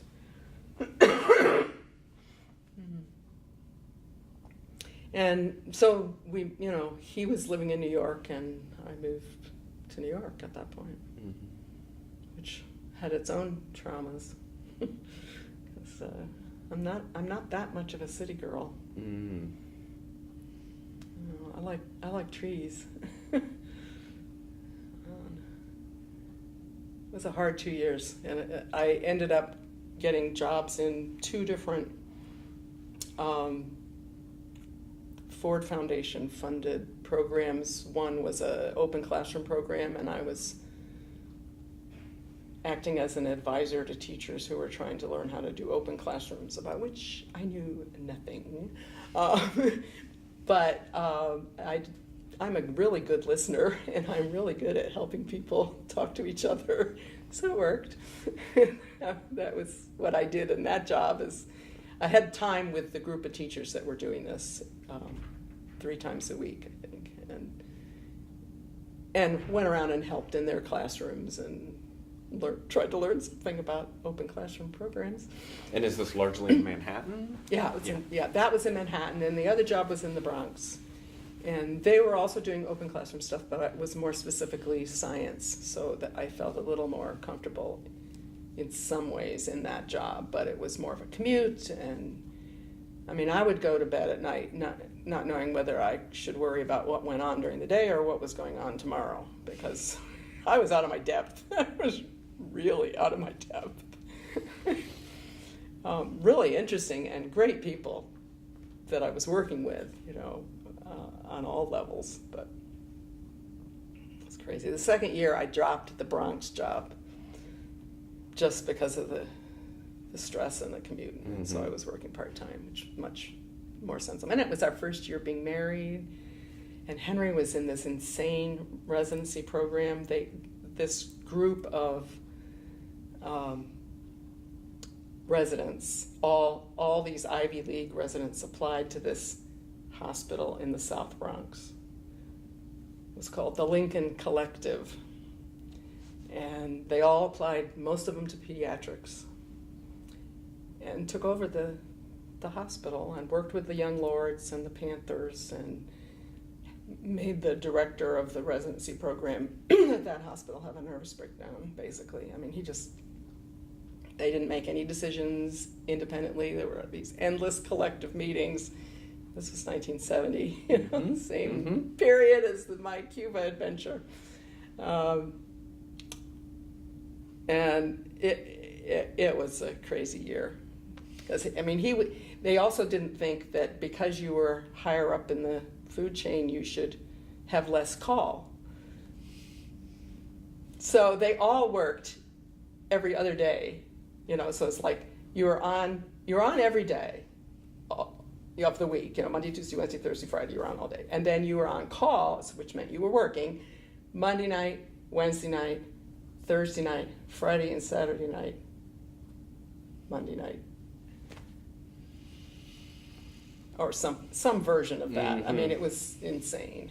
And so, I mean, no sleep, and it was in the Bronx, so we were living in Manhattan, and getting there was not simple. And it's a miracle we survived that first year. Yeah. But we did. And then he left Lincoln and went to work in a neighborhood health center the next year. So our lives, greatly calmed down. But as a part of that experience, I joined a women's consciousness raising group that had mostly women from Lincoln, from this residency. And, it was them and me and a woman that I worked with. They were residents? They were residents. Okay. Or there was a nurse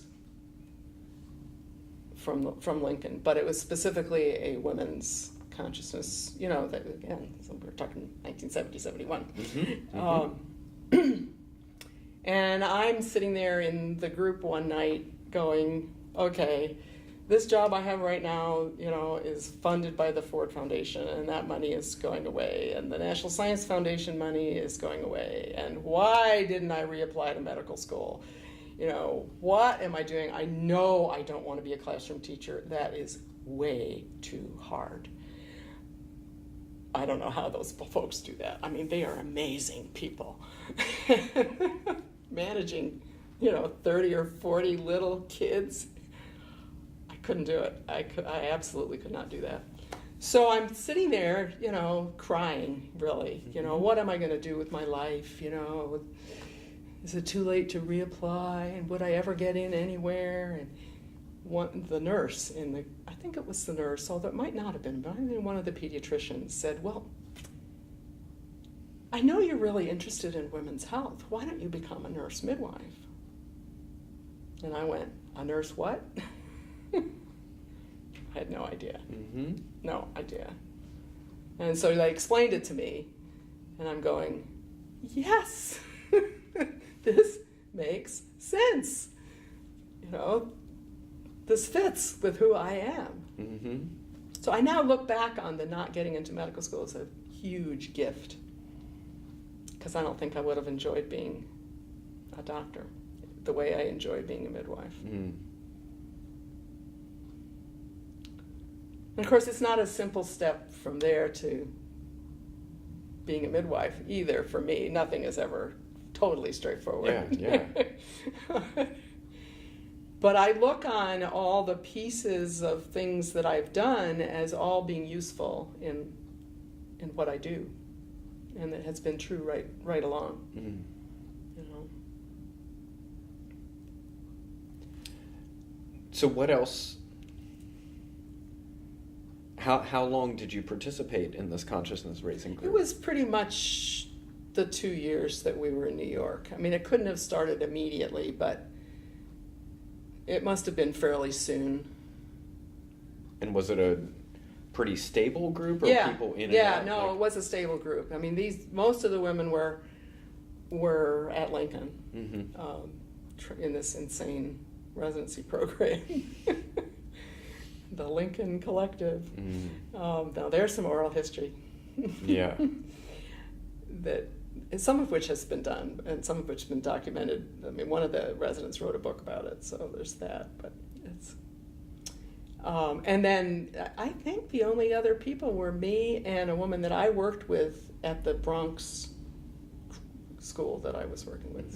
She's a dancer, and is still a good friend, even though she lives in California. Yeah. Thank you, Skype and phones. Exactly. Yeah. What else do you recall about that group? The sort of. Well, we were discovering our own areas of oppression as women, but we were mostly supporting each other in our lives and trying to figure out what comes next. And the nurse went to medical school in Mexico because she couldn't get in, and she really wanted to be a psychiatrist, and is, and she did it. So, you know, people were in this change period of our lives, and we weren't into, you know, demonstrating or scapegoating, or, you know, it was much more a support group, while revealing what our lives were actually like and what part of that had to do with being women.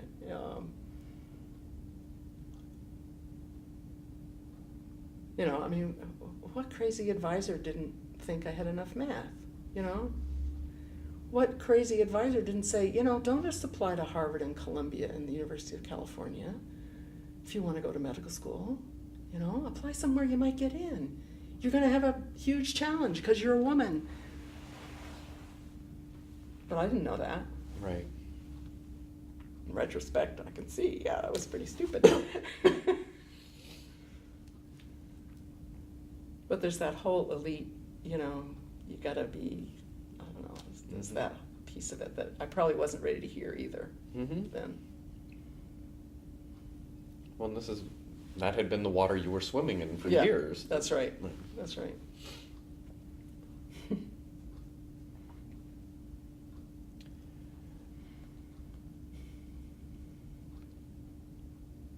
Did as part of this supportive aspect of the consciousness raising group,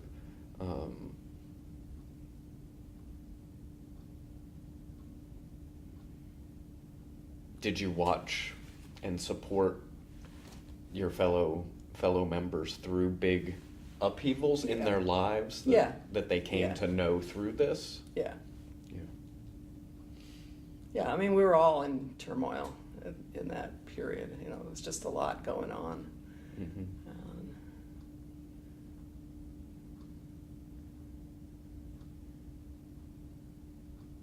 But the concept of a nurse midwife I just remember it being so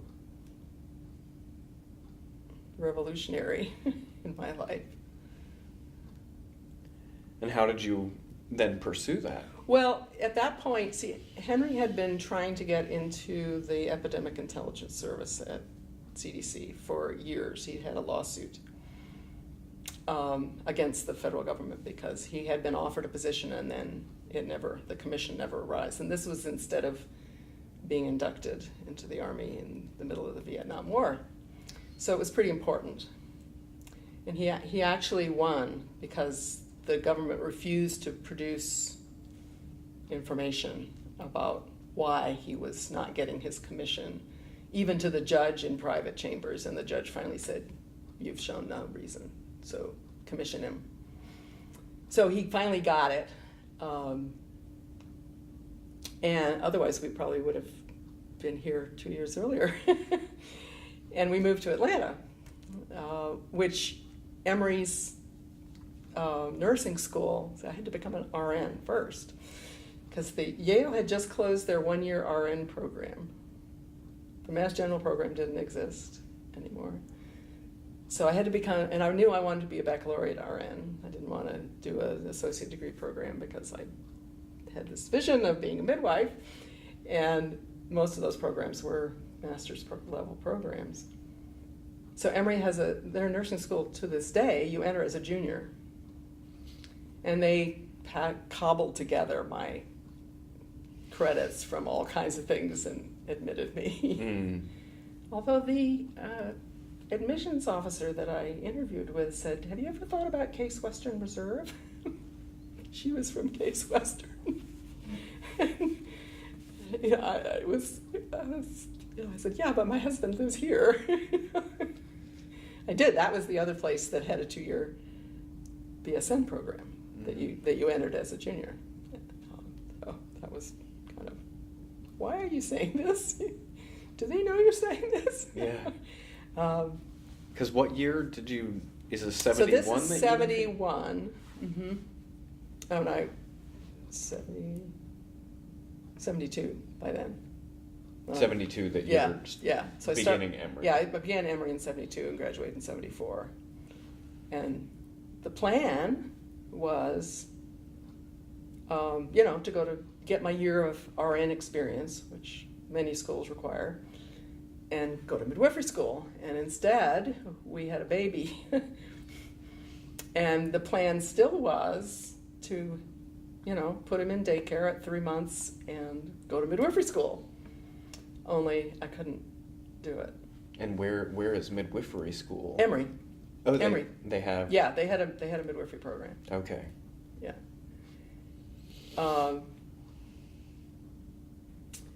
So I didn't. And had you been reading up on midwifery? Oh yeah. I mean, oh yeah. Yeah. Did you read spiritual midwifery? Oh, of course. I just asked. I interviewed Nancy Presley last week. And she was living at the farm. Living at the farm, right. And helped produce that book and did all the medical drawings. Wow. Yeah, so. Great, yeah. Yep. Yeah, we're all connected. My father had a theory that there were really only 500 people in the world. And the rest are kind of an illusion because you always keep these. Yeah. Yeah. So yeah, I mean, and I worked as a nurse on labor and delivery at Grady, where there were nurse midwives. Beginning in 70. Beginning in 74. Yeah. Okay. Yeah. Pregnant. So you finished the program and I finished the program in June, I guess. No. Yeah, I must have finished in June of 74. And yeah, and Jeremy was born in March 75. Yeah. I was throwing up in the sinks at Grady. Yay. My preceptor was going, you could go home. Because this is when I was still a student, because I did my the final practicum at Grady. And I knew I never wanted to work anywhere except Grady in this city. She was like, you poor thing, just go home. Yeah. So I got 5 months of actual RN experience and then dropped out. Mm-hmm. And that's when I started working on the bird. After Jeremy was born. Okay. Before we get there, how are you doing? Stamina? Do you need a break or? I probably ought to eat something. Okay. Yeah. Let's stop. Let's Yeah. stop for a couple minutes. Okay. So we're coming back from a little break. I wanted to pick back up. You had moved to Atlanta. From Boston and New York City. Right. Tell me a little bit of your impressions of moving to the South, to Atlanta. Well, we moved here for 2 years. That was the plan. He's going to do his service, because the Epidemic Intelligence Service counts as military service. It's a uniformed service, although they don't wear uniforms. But and that was through Emory, though. No, CDC. Through the CDC. CDC. Okay. Yeah. They got called the Yellow Berets. A little disparaging, but whatever. Yeah. Yeah. We really did not expect to be here more than 2 years. We rented a house. Where at? Where we now live. The same house? Same house. Wow. We bought it. And if I recall correctly, that's like in the Ponce Highland neighborhood. Right. Yeah. Ponce Highland, yep. And we rented it because we had been fortunate to be in connection with people from all over. We were living in Manhattan, and if people needed a place to stay for, a short visit, we put people up on our couch a lot. And so one of the people we put up was Sue Thrasher, who connected us up with Ralph Green and Mary Britting, who were then living over in the southeast side, and gave us a place to stay while we were looking for a place to live. And Sue went through the newspaper and circled rental property that she thought might work. So we saw this house, and Henry's going, I don't think so. And I go, yeah.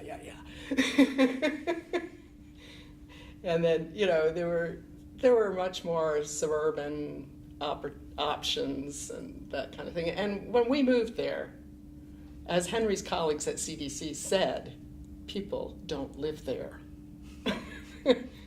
And he said, oh, people do. I do. The Plaza Theater was a septuplex theater. There was lots of prostitution and drugs, and I got solicited for prostitution probably 8 months pregnant, pushing another child in a baby carriage. I was like, I don't think so, buddy. Just give me a break. But compared to where we lived in New York, which was a nice enough apartment building, but I mean, New York was rough in the early 70s. Mm-hmm. It was hard. I mean, lots of addicts and drunks and just lots of stuff that you met every day if you went out of your building, you know, just stepping over people and, you know, learning never to make eye contact with anybody for any reason. Just be very aware, but get where you're going. So, I mean, it was a house. It had a yard. It had trees. Yeah. And I've lived in a fair number of pretty ratty apartments and know that a coat of paint can change your whole attitude. You know, it's really not an issue. So I didn't want to live in a suburb. I wanted either to be, you know, in the city or in the country. I didn't want to be in the middle. And this felt very much like Cambridge. And luckily for us, we came into a whole network of progressive people that were friends. Before, you know, I mean, Mary Britting is still a close friend of mine, and Sue would be if she lived here, but she doesn't. And was Sue involved with the Great Speckled Bird at that time? She had been, I don't know. I tell you, my memories of those next 2 years, they're pretty sketchy. I was, you know, I was pregnant and breastfeeding, and that was my focus. And I mean, I could do intellectual things, but I have very, very, very poor memory of what all went on, which is too bad for your purposes. But it's the truth. I just, you know, I mean, Jeremy's on the masthead. If he got a byline. Yeah. Because Jeremy came with me when I went to the Bird. Okay. And he was a baby that nursed and slept and smiled and nursed and slept and smiled, and that was it. Yeah. And then I had Daniel. Not so much. So what were your impressions of Atlanta, other than it was fantastic that you found this house? Yeah. That suited you all. But what did... Well, you know, we arrived with all these connections so that it didn't feel like the South, because it wasn't for us in many, many ways. And we were kind of immediately, I mean, I started working in the free clinic on 10th Street when I was a nursing student. You know, I was a clinic assistant. And what did... We did mostly birth control and STIs. That was most of what happened in that clinic. But, yeah, I mean, it was the 70s. And there was a lot of birth control needed and STIs. And I'm sure we did pregnancy tests. And of course, then there was the beginning of the actually getting Roe v. Wade. Pretty important. But that was how I worked with Bob Hatcher, who was the head of family planning at Grady in the free clinic, and ended up writing a book that he put his name on to help get it out there. I did all the work. It was me and another woman and Bob, and I did 99% of the actual writing. What is the title? It's called Nurses in Family Planning, and it's kind of an offshoot of the big contraceptive technology book, but it's now totally and completely out of date. You know, so much has happened since the 70s in terms of family planning. But, you know, it was translated into multiple languages and has been used all over the world for organizing family planning services. And I did that. I was trying to think, thinking, when did I do that? I must have done that when I was working on the Bird. That must have been the same period. You know, kids go down for a nap, and and this was pre-computers. So it was all typed, and then if you wanted to change something, you cut it apart and actually pasted with paste or tape to I look back on all, I mean, the 40-page, thesis at Radcliffe in Spanish on a manual typewriter with dead keys so you could put the accents in. How life has changed. Yes. But all of that was possible. Like, but it was you possible. could still we do did it. We did it. Yeah. We did it. It took longer, but we did it. Yeah. And it wasn't as pretty when you got done either. But then our pretty standards have escalated. Because it's easy. So in addition to Sue and Mary, who The else? Coffins, Tom and Stephanie. Mm-hmm. And then Teresa and Carrie, Teresa's husband, Carrie Lepselter, and I were in nursing school together. He was the lone man in our nursing school. And we were probably 2 of 10 or 12 baccalaureate graduates coming back for nursing, which the nursing school was very excited about, the second degree nurses, and they were very naive. Nursing schools have these little role transition, it's kind of group therapy that you do as part of school. You meet in a group and talk about what you're encountering, and it's not a bad thing. But they put us all in one group, and they had a video camera, and they hadn't asked for any permissions. And we all just sat there and said, "What's that? And how is it going to be used?" And we wouldn't talk. And they had to turn it off, which they're very naive. Mm. But, their average student is, a little Southern girl who, at that time anyway, had no idea about civil rights or, videoing people in that kind of group without telling them what it's going to be used for and who's going to see it. I'm not opening my mouth. Mm-hmm. And I'm sure they thought they were going to get all this great video and, conferences and Mm-hmm. wrong. We were a handful for them, I think. They had to take a step back and think a little bit. But Carrie and Teresa and Henry and I ended up eating together 4 nights a week. We took turns cooking. And so we became very close friends. And how did you meet them? Because Carrie was in my nursing school class. Oh, right, okay, yeah. And, I reached out to this guy who was being brave and becoming a nurse. And his sweet dog that he brought to school every day. Wow. A really sweet dog.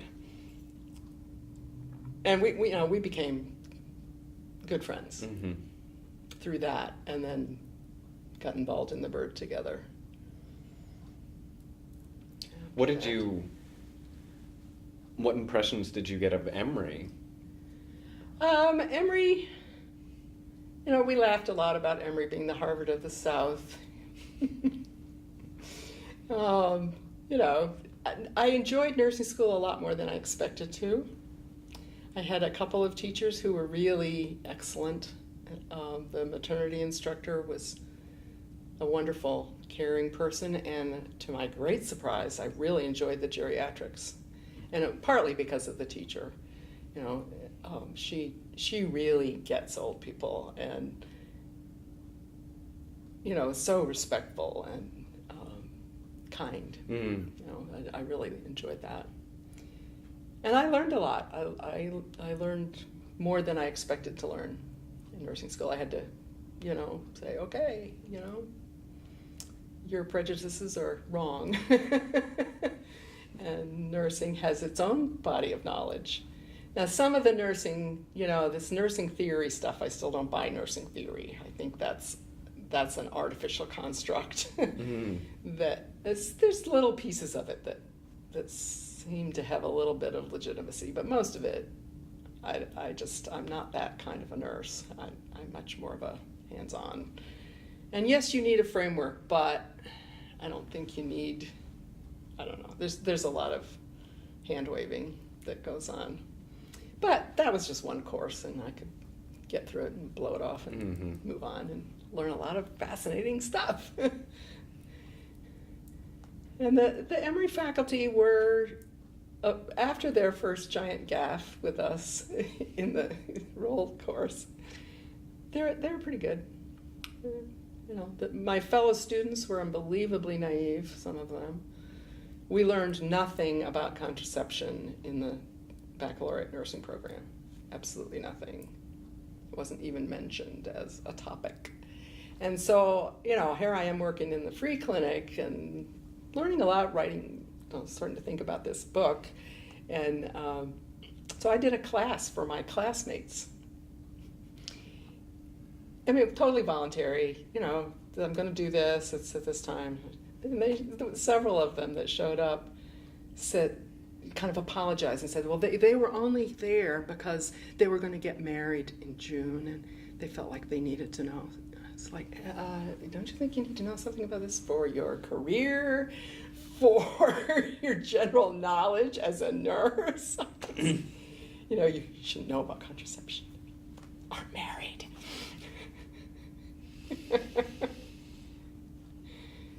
Wow. Yeah, that in the context of the free clinic was like, these are two completely different worlds here, people. Mm-hmm. It's funny. So it was very white, very, you know, very upper middle class. But I've lived in those worlds. Mm-hmm. It wasn't that surprising. It did surprise me how segregated the city was and it continues to be, and how hard it is to get across that boundary. Mm. You know, even people that are, you know, were much more involved in the whole civil rights scene than I was, unless they married into it, they don't tend to have much cross relationships. You know, it's cross race. Mm-hmm. It's very unfortunate. And even at Grady, where I worked with lots and lots of black nurses and physicians and techs, and there weren't real friendships across that. You know, it wasn't. It's too bad. Yeah. It's so hard. Did you discover you had been involved in a women's consciousness raising group? Did you discover anything I started like a women's, a mother's group after Jeremy was born because I needed support. And that group met every Thursday night for a decade. And still, we haven't met in a while, but there are people in that group that are still very close friends of mine. All, you know, we all had little kids. Yeah. And it was wonderful. That was life-saving for sure for me, just to have other women who were going through some of the same challenges, learning how to be a mother. It was all women. And then I also started a cooperative play group when Jeremy was about 2, I guess. And when was Jeremy born? 75, March of 75. Okay. Maybe a year and a half. Maybe it was a year and a half old. And so we had about 10 kids, and 2 parents did the, you know, it was like a morning. Mm-hmm. And 2 parents took care of the 10 kids together, which was way better than 1 parent and 5 kids. Because you had somebody else to be dealing with X if you were dealing with Y. Except when the one father that it was involved, and it wasn't because he was a father, it's just that he was so totally clueless. Mm-hmm. He was hopeless. But tried. Sort of. You know, you'd say, so-and-so needs a diaper change. You know, the diaper's on the floor with wet. And he's looking up there. And I'm going,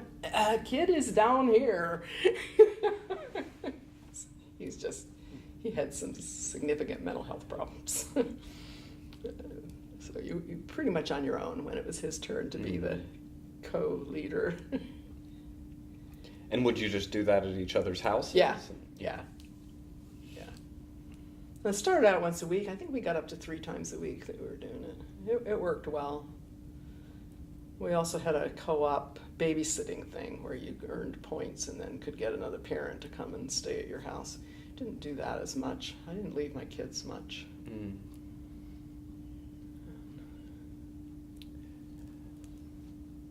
So did you, when you move here, and again, that's 72? We moved here in 72. Mm-hmm. Yeah. Did you, had folks already talked to you about the bird, like Sue, and Probably. do you recall if you became a reader? Yeah. Oh, Yeah. yeah. Uh-huh. Yeah, we definitely were reading the bird. Where did you while I was get in your school. get your issues? Probably up at the corner of Ponce and North Highland. Mhm. No, it's a block from my house. Yeah. Yeah. Do you know whose turf that might have been? Through the cellars? You know, I was in such a bubble of maternity when I was actually working at the bird. I didn't even learn people's names. I mean, I remember Alvin came up to me at one of the bird reunions, and Alvin Burrell, have you interviewed him? Mm-mm. Might be an interesting person to interview. Oh, Mickey, you were so... And I'm going, who is this? Sorry, Alvin, I didn't know. Yeah. And then, and then it comes back, and I go, oh yeah, okay, now I do remember. I mean, I was copy editing. That was what I was doing. So that's when and when did you start working at the bird? It must have been late 75. Jeremy probably was 3 or 4 months old by then. Okay. 4 months. So fall-ish. So you were sort of on maternity leave. Yeah. And decided And needed something to do. Well, the plan was I was going back to Grady to finish my year of RN experience and go to midwifery school. And then I thought, I can't put him in daycare. I hadn't even left him, at all. I mean, and I wasn't about to. I didn't want to. So he went with me to the bird, and that worked great. When he napped, I typed and cut and taped. And Do you recall why?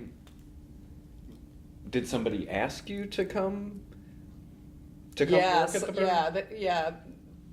Teresa and I came on at the same time as co-editors. And remind me of Teresa's last name. Secules, Secules. Mm-hmm. And I think I think people were really burned out. But I don't have a sense of really how it operated before then. I mean, we were reading the paper, but we weren't really going to meetings or involved in production. And I think they were just looking for some fresh blood. Mm-hmm. Mm-hmm. And I was looking for something to do besides be a mom that didn't make me stop being a mom. So it worked, to the extent that I could do this tunnel vision. It worked for a while. And where were the offices at that? The offices were on Ralph McGill. Okay. And do you recall who else was involved, or was there I'm sure a couple editors that were? Well, it was Teresa and me. We were the editors. Okay. But I wasn't soliciting articles. She must have been doing that. I was fixing them, getting the grammar straight, doing what I did for the Grady nursing in Spanish, but this was in English. Mm-hmm. I did write an article, and Henry, we had people around us that were much more involved, like our neighbor Bud Foote, who unfortunately would have been a fabulous interview, but is deceased. Mm. He is Og King of Bashan. Right.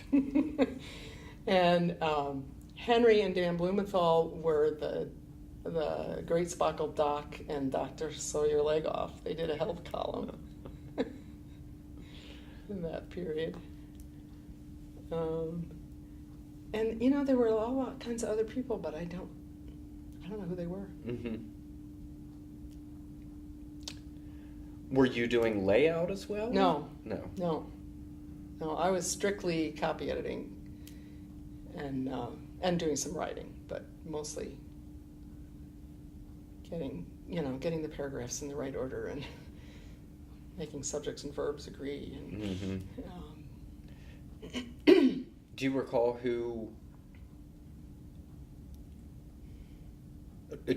what topics you wrote on?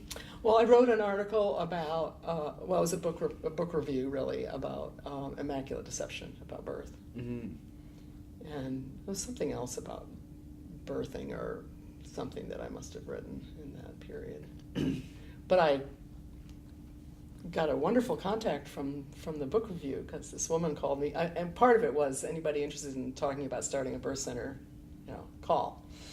So this woman called, and she's probably my best friend today. She joined the mothers group, we're still connected that way, and our kids grew up together. Yeah. So those connections got made, but that time I was really in this total motherhood. Did you have a title, and were you paid? Oh no, none of us were paid at that point. No, nobody got paid. It was all a volunteer effort, mm-hmm. as far as I can remember. Mm-hmm. I know Teresa didn't get paid, and I didn't get paid. I don't think she got paid. Yeah. It's possible she got paid something. I mean, we certainly didn't need me to get paid, so that would have been crazy. Yeah. How many hours a week do you think that? I probably put in 15, maybe mm-hmm. 15 hours a week. It was it changed over time, because we did go to monthly. It was really limping by the time I was involved. Mm-hmm. We were, all the creative loafing happened, and a lot of our advertisers went to creative loafing, just a much less edgy publication. Mm-hmm. And had they already been in existence, do you recall, when you came onto the Bird? I think they were. Mm-hmm. Yeah. Mm-hmm. Oh yeah, but when I came on the Bird, oh yeah. Yeah. Yeah. That was part of why the Bird was having such a hard time. Mm-hmm. The paper went free. There used to be like 10 cents or 25 cents or something, and then the thought was that we could improve our circulation if it was free, but it didn't really happen either. Did they still have collective meetings and staff meetings? I don't at remember that time? going to meetings, so I'm thinking that we didn't have meetings, or maybe I was excused because of Jeremy. Mm-hmm. And then once Daniel arrived, it was clear that I couldn't manage 2 babies at the office. So I did all my work from home and just delivered it. Yeah, yeah. Because Daniel wasn't an easy baby. He was a screamer. Mm-hmm. And it would have been extremely disruptive, where Jeremy was just, makes you feel like you really know what you're doing. Right. Oops. Daniel has always been that way. He's like, I admire the guy tremendously. He's an unbelievable person. But he has his own ideas, mm-hmm. and more power to him. I don't know where he gets that from.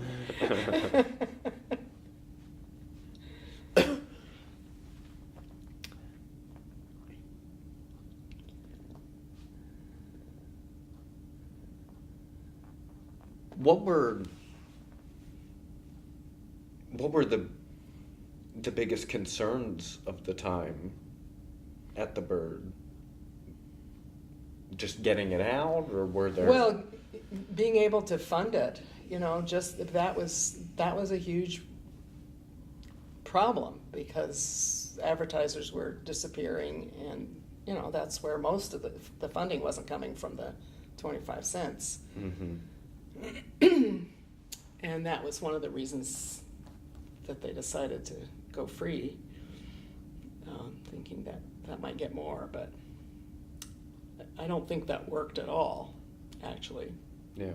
You know, if it's free, is it worth anything, you know? And there were still people who were very dedicated to reading the Bird and wanted it. But yeah, in that era, we were pretty obsessed with how are we going to make the next printing bill. And there's problems with printers, and I mean, I wasn't involved in them, but I remember there being printers not wanting to do it anymore, and you know, just constant turmoil around just the production issues. Mm-hmm. And then getting people to write, you know. People have to be motivated to sit down and pump out an article. I can't fix it if you haven't written anything. Yeah, and go do the... I'm good at fixing bad writing, but I'm not writing it myself, you know, most of the time. Yeah, and to do the legwork Yeah. of the research. Yeah, and the research. Yeah. And I don't know where, like, Tom and Stephanie were in all that time. I don't remember them being around much. But again, who knows? I wasn't in the office all the time, and I didn't do layout, which is where Stephanie mostly was. Mm-hmm. I think. Well, so many folks had pulled out. Yeah. Or pulled back. Or pull back, yeah. Significantly by that Well, you know, time. they put in a lot. They had, you know, blood, sweat, and tears. And just like you Had other things going on in their had lives. children, Yeah. and Yeah. were doing other types of Yeah. of work, And needed to make some money too. Yeah, and we're going to school, go Right. back to school. Right. I've Right. heard from so many people Yeah. that a lot of people by 74, 73, Right. 74 really. Right.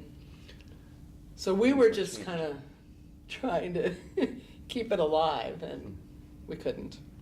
Do you recall, did you overlap with Krista at all? Mm-hmm. Krista Brewer? Mm-hmm. And she's in a group I'm in now. Oh. Along with Mary Britting. Okay. Yeah, a lot of these. Yeah, I helped start a women's reading group in 75 or 6, about the same time. Mm-hmm. Started out as a Marxist-Leninist reading group and rapidly became something quite different. Mm. And it's still going today with some of the same people. Wow. Pretty amazing. It's wonderful. A very important part of why I'm still in Atlanta, really, those friendships. Mm-hmm. What sort of things do you guys read now? Everything. Yeah. Everything. We've been doing a lot of reading on race. Mm. Just Mercy, book about that, death penalty cases, really powerful. And what's it called?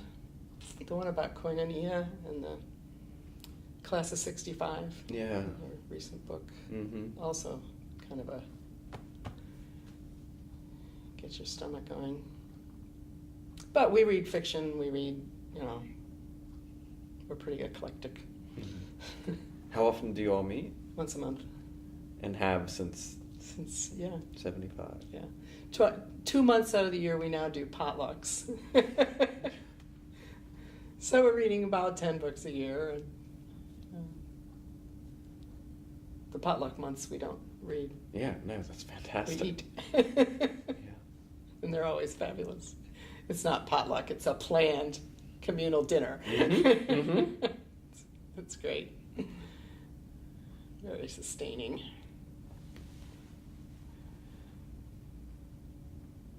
And I think all of us are now over 50. We might be getting to where close to all of us being over No, there's still people who are not 60 yet.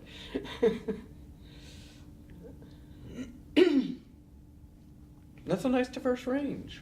Yeah. Yeah. Yeah.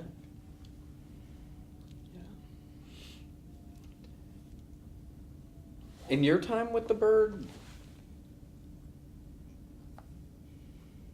other than wanting something additional to do with your time, what motivated you to be involved, and what did you hope? Well, I really liked reading The Bird. I mean, I liked the idea of this alternative paper, and felt it was something I wanted to try to sustain. And they needed a copy editor, and I knew I was good at it because I'd done that back in the early 70s, mid-70s, when I was working at Elementary Science. That's one of the things we did was read each other's stuff and fix it. And it was clear that people would say, "Your turn," you know.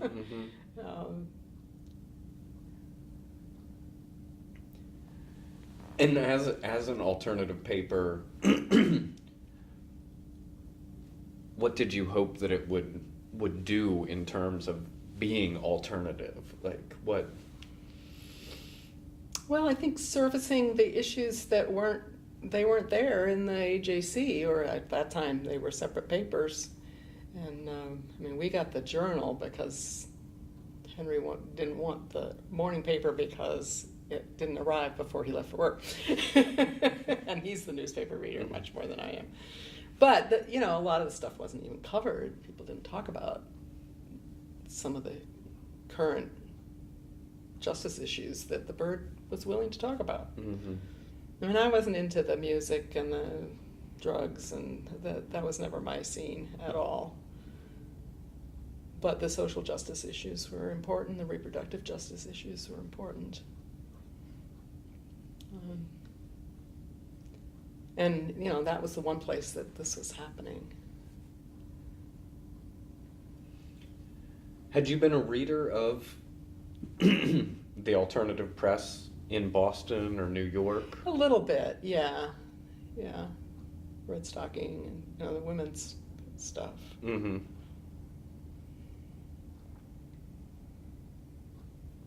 And I remember finding Karis and going, oh. Actually, Linda, I came in with Jeremy, had walked over, and came in the store my very first time, and Linda goes, "How old is he?" And I told her, and she said, "I'm adopting a boy that's just his age." And we were like bonded. Yeah. It was really cool. Yeah. Did you frequent Karis? Yeah. Yeah. At one point I was on the board. Okay. I was the database manager for quite a long time. Not in that period, much later. Once there was a database to manage. Right. So would that be like the 90s or early 2000s? Yeah, the 90s probably. Again, don't ask me about dates. Right. Long after I was a midwife. So. Did you attend Karis events? Some, yeah. But mostly, I mean, I only buy books at Karis. If I can't find it at the library, then Karis is my next stop. Well, I'm doing a lot of ebook reading, but I go through their ebook service. So, Kobo. Yeah, I'm sad that they're moving to Agnes Scott, but it's probably a good move. Get some support from Agnes Scott. Yes. And access to all those young people at Agnes Scott, which I think is great. And a bigger space. Yeah, and a bigger space and parking. Yeah, all that is good. I just can't walk there anymore. Right, it not being in the neighborhood after almost 50 years. Yeah.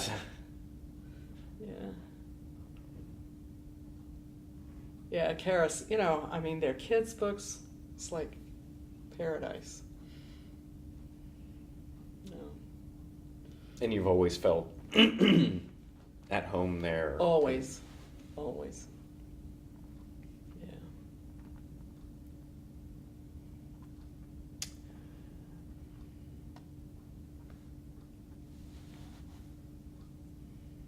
Do you recall anything about the decision-making processes at the Bird, or were you largely given...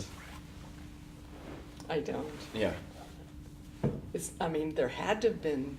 How did we decide to fold? How did we decide to go to monthly? I'm sure there were discussions, and I'll bet I was there. Mm-hmm. I don't remember them. Yeah. I don't remember. Teresa. Yeah, and Stephanie had sent some notes a couple months ago. Yeah, I think she copied me on that email. Yeah, and that she had gone back through 75, she's, Mickey will 76. know. No, I won't. Sorry.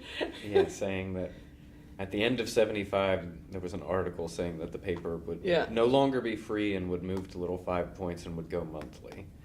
Yeah. Yeah, for a while we were upstairs, above where the Indian restaurant is. In Little 5 Points. In Little 5 Points, and then it moved to Ralph McGill. Okay. I think that was the sequence of events. Seems like it. Yeah, that or vice versa. Yeah, or vice versa. I'm not sure. But I know I worked at Ralph McGill, and I know I worked there both. Oh.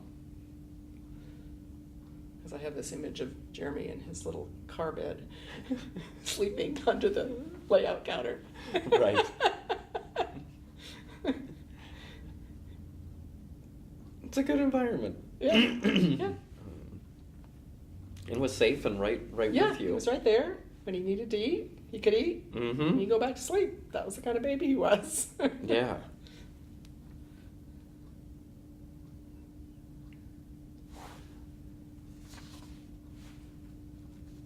And so you were there through the decision to close the paper and ultimately. Yeah. But I just don't. And I think also at that point I was getting ready to move to the next stage of my life and get back into something related to birth. Because I became a childbirth educator with CEA of Atlanta. And what is CEA? Childbirth Education Association. It's a not-for-profit or non-profit, definitely non-profit, non-affiliated. We weren't with a hospital. We did childbirth classes, used some hospital spaces, but this was before the hospitals took over childbirth education. So it was an independent. You had more ability to tell the truth. And you also had a mix of people that weren't just from one hospital, which was all. Sometimes you didn't have to say it, but other couples would say it. Well, where I am, I can get up and walk around.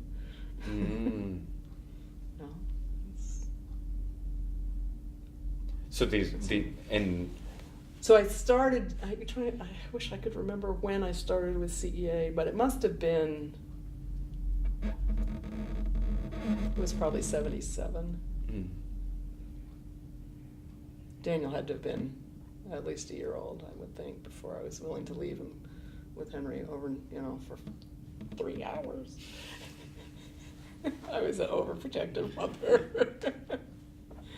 I don't regret it for a minute. Yeah. They talk about attachment parenting. That was me. I didn't know the term, but that was me. So as the bird is going down, I'm getting involved in childbirth education. As best as you recall, do you feel that your friends from the bird and co-workers sort of were in a similar situation with their life of like? Well, we could see it coming. It was clearly not sustainable without some big benefactor or some total redirection of the mission. I mean, creative loafing is still alive, right? But that's not the bird. Right. And that's not what we want it to be. So even if we could have competed more directly, I don't know that anybody really wanted to. But how do you know? I mean, my father funded this magazine, right, for 2 years. Mm-hmm. And even with deep pockets. Well, it closed for other reasons than that, but he couldn't have gone on. Yeah. You know, he would have run out of money a lot sooner. Mm-hmm. Mm-hmm. So in the years since the bird did fold, you mentioned that one of the real appeals about the bird was a source of information of things that weren't being covered. Where have you looked since then? Or where have you found? Nationally, you know, there are other publications, The Nation and The Guardian from England, which has a less slanted view.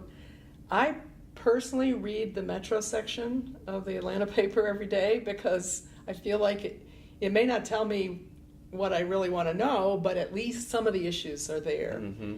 I mean, the national section, it's like, you know, why bother? I heard that already on NPR before I got out of bed. But the local news, it's not a leftist perspective by any means, but at least it's something about what's going on in the city. Right.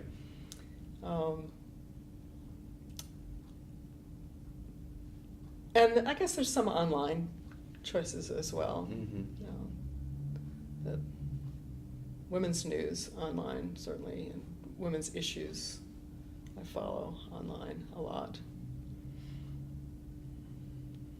Birth issues, Yeah. midwifery issues. Mm-hmm. And of course I do a lot of professional reading as a midwife and as a faculty member.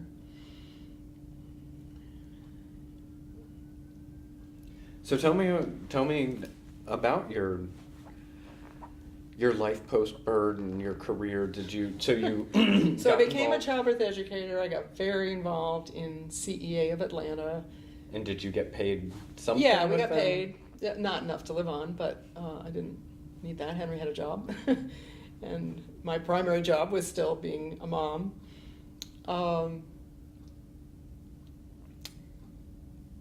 And then, you know, I was office manager for a while. I was the director of the whole program and developed curricula for a early pregnancy class. And then we started teaching CPR for kids to parents. You know, we kind of went in lots of different directions. And it was very gratifying. I really enjoyed it. And at one point I really thought I would be 74 and still teaching childbirth classes.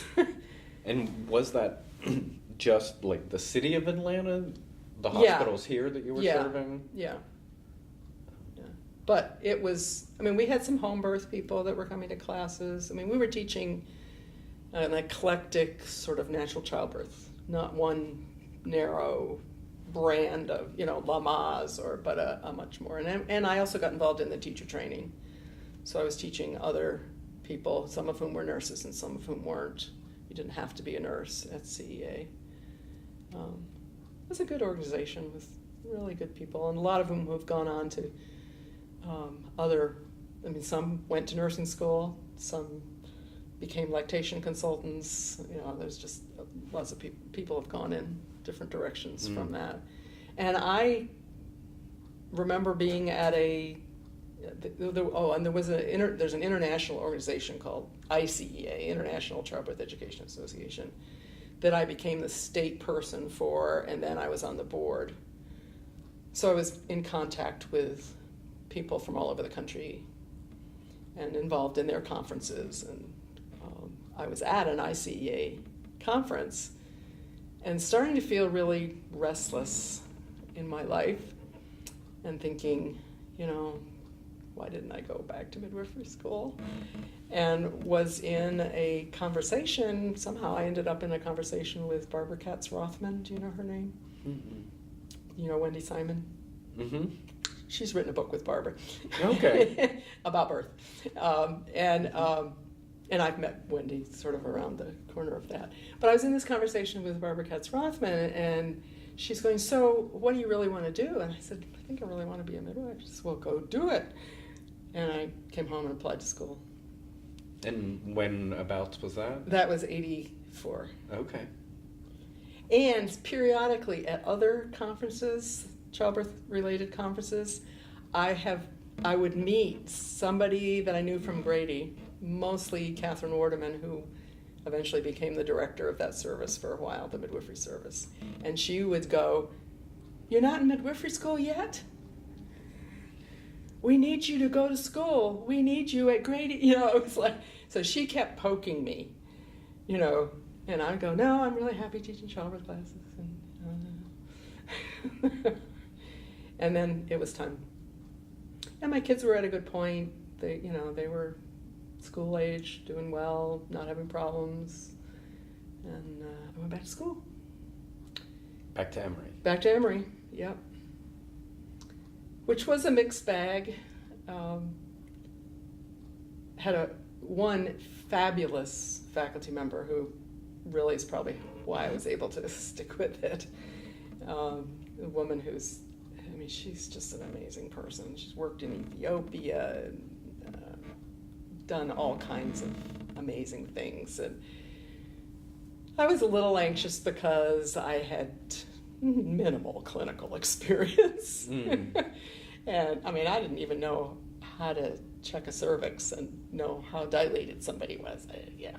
I'd never seen it. Well, I'd seen, but I hadn't really worked with fetal monitors because we didn't have them back in the early 70s. There was one. And you have no bad habits.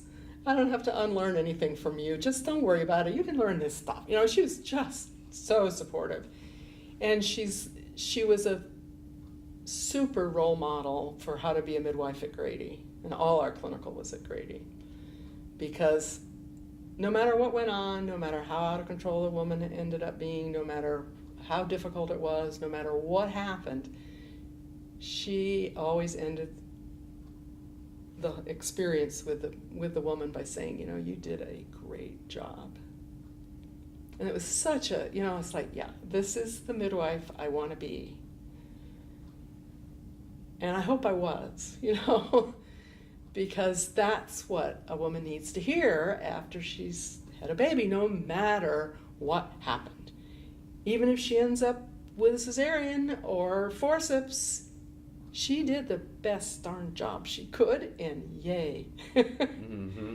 You know, even if the baby's sick, she's still, you know, it's, and they don't always get that, especially in an institution like Grady. It's like, shut up, you know. I remember coming on the floor as a nurse and having the head nurse, oh, we've got these screamers on the floor today. These screamers were 15 years old. You know, well, and nobody was with them. Of course they were screaming. You know, it was just, oh, it broke my heart. What an attitude. Just shouldn't be. Mm. But I started midwifery school at a point when the Emory-Grady midwifery service had a very unique situation. A unique situation. The copy editor even works in my mouth. Isn't that awful? Because it had gotten so busy on labor and delivery. Labor and delivery was one arm of the H. And we had down the crossbar and down one leg of the other side of the H, we had our own unit. Because it was too busy, it had gotten so busy that people were laboring in the hall and delivering in the hall, and you know, it was just nuts. So they had agreed, first hospital in Atlanta, to have single room care. We had labor, delivery, recovery room. And we just had old beds. We didn't have anything fancy. It was just, you know, but It was our space, and the docs did not bother us, and we did not have electronic monitoring where they could see what was going on, so they left us alone unless we called them, and if we needed them, they were there. It was great. It was a little period of paradise at Grady, looking back, even though it was quite stressful. I mean, we were very busy. And we had nurses that wanted to work with midwives. Most of them became midwives eventually themselves. You know, it was just everybody pitched in and did the job, and we decorated our unit. We stenciled above the above the green tile, made it pretty in our downtime. And then that all went away, which is really tragic. When were these golden years? It was from about 84 to whenever the new building was built. Well, a little before the new building, because even before the new building, the folks on the other arm of the H started feeling like, well, why is their unit so beautiful? You know, why do they have, you know, why, they shouldn't have, you know, and so then they decided that they had to rotate the nursing staff around everywhere. That was the beginning of the end. It's really, because then we had nurses who thought midwives were witches. And what, out of bed, you know? I mean, I had a nurse ask me, I had a patient up walking who wasn't yet admitted, and I asked her how often, you know, she's walking in front of the nurse's station, and I'm seeing 3 other patients, okay? And she's walking back and forth, and I said, you know, how often is she having contractions? Well, I don't know, she's not on the monitor. It's like you couldn't use your eyeballs? And then, I mean, it got harder and harder. And then we moved into the new building. It's beautiful. It's all LDRs, labor delivery recovery rooms, all very nice, but we're all mixed up. We don't have our own space. It's awful. It was awful. And then they started chopping, because then the Medicaid rules changed, and we lost a lot of patients, and the volume went down. It's just very sad. Sad for Grady. Sad for Grady patients, but there it is. And how long did you continue to work there? I finally left in 2012. Oh, so you stayed. I stayed. I was there from 86 to 2012. Not always full-time, by any means. And the last few years, I was just an as-needed. So I was filling in mostly in the clinics. I wasn't doing any birthing at that point, the last maybe 4 years. Mostly because the midwives are only working labor 48 hours a week or less, and now, and which is terrible for the patients. Just 2 days a week. Uh-huh. And now it's spread out. When I left, it was Saturday and Sunday, and when I left, they had moved it to Monday through Friday days. So to me, that's not midwifery, but it's different. You know, it's different. But at one point, we had a service at Gwinnett, and we had a service at Southern Regional. The Grady midwifery, the Emory midwifery service was in 3 hospitals. We were growing like crazy. And then Medicaid happened. Does Emory still have their midwifery programs? Well, they still have an education program, and they are still connected. Well, it's Emory Medical School that has the midwifery service at Grady. And the reason they have it is because the midwives work in all the satellite clinics, seeing prenatal patients and family planning patients. And they can't send a resident by himself or herself. So they would have gotten rid of the service long ago if Grady hadn't said, wait, we can't staff it.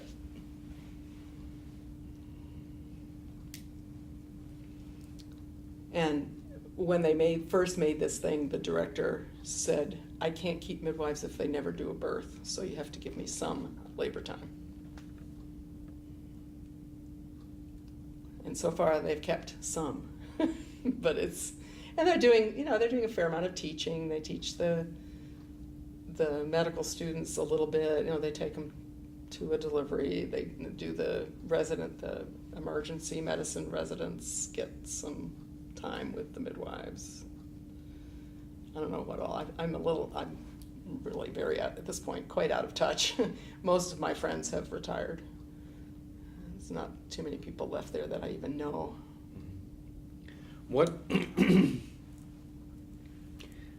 How would you characterize practicing midwifery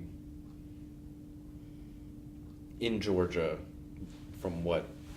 Well, there's been a huge change, really giant change. When I was a nurse, there were midwives at Grady. In the mid-'70s.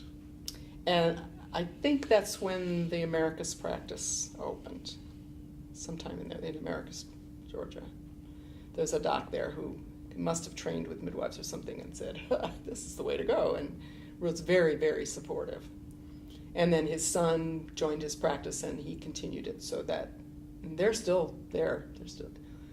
But there were no midwives. And what is that? What is that practice? It's a private practice in Americas, Georgia. Schley Gatewood. That is just... It's just an OB practice that hires midwives. In Americas. In Americas. But there were no midwives in Metro Atlanta at all. If you wanted a midwife, you had to come to Grady. In hospitals or... Anywhere. Well, I'm sure there were. Yes. There were direct entry midwives, and there still are, not nurse midwives who are certified and licensed and all that. But direct entry meaning? Direct entry is somebody who calls herself a midwife who may or may not have any training. And it's outside the law. It's not strictly illegal, but it's not legal either. Yeah, that's what I've known people. Yeah. That and that was world. That was definitely going on. Mm-hmm. I mean, people have been catching other people's babies since there were humans, right? I mean, that's how we do it. But that's different from a licensed, and getting a relationship with somebody that you can transfer your patient to. I mean, that's what the farm is. They're direct entry midwives. They're not nurses. They're not nurse midwives. In this state, to be a nurse midwife, you have to have gone to an education program approved by the American College of Nurse Midwives, and you have to have a master's degree from that program. Oh, it's a narrow. And you pretty much work in a medical establishment. There are people who do home birth and have been able to get a relationship with someone to be able to transfer when necessary, but it's not easy. And I went into this to be at Grady. I wasn't looking at a private practice ever. It's just not where I wanted to be. And I had the great privilege, after I'd been at Grady for a while, our Spanish speakers started growing and I started getting a Spanish speaking practice. It was great. And they loved it, and I loved it. And, it was like pulling another piece of myself into the work. It was really fun. So what happened with midwifery, if we want to go to the midwifery story, is that a doc came, Douglas General lost their last obstetrician.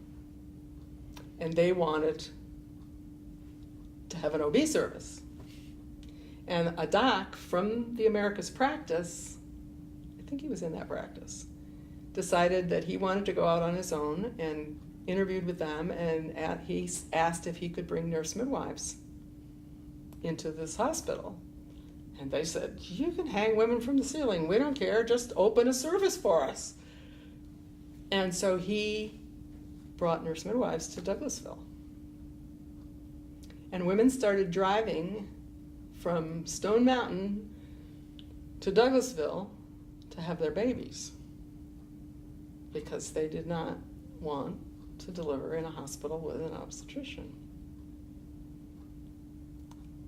And then what happened was that PruCare came into Atlanta, which was an HMO like Kaiser, and they opened a service at West Paces Ferry Hospital, which no longer exists, with nurse midwives. And once that happened, so there had been a couple of Emory trained, I think, well, not necessarily Emory, but anyway, certified nurse midwives working in some private practices that delivered at Piedmont, but they weren't even allowed to labor sit. They couldn't be involved in the hospital for anything. They could do any kind of office work, but they weren't allowed in the hospital because, God forbid, they might catch a baby. And those midwives then took their private practice to West Paces. And once that happened, all of a sudden midwifery is much more acceptable in When all you're the at the hospitals. Buckhead, when the Buckhead Hospital has sanctions it. Yep. Well, any in-town hospital. I mean, part of the pressure was people leaving their in-town, private OB practices and saying, I'm going to Douglasville to deliver my baby. And there were births on I-20. People that didn't make it. I had some of those folks in my childbirth classes. They all wanted to know, what do I do if I don't make it? I said, just keep a towel in your car and wrap up the baby and just go on and you'll be fine. Stop. Let the baby be born. Be calm. Wipe them off. Don't do anything with the cord.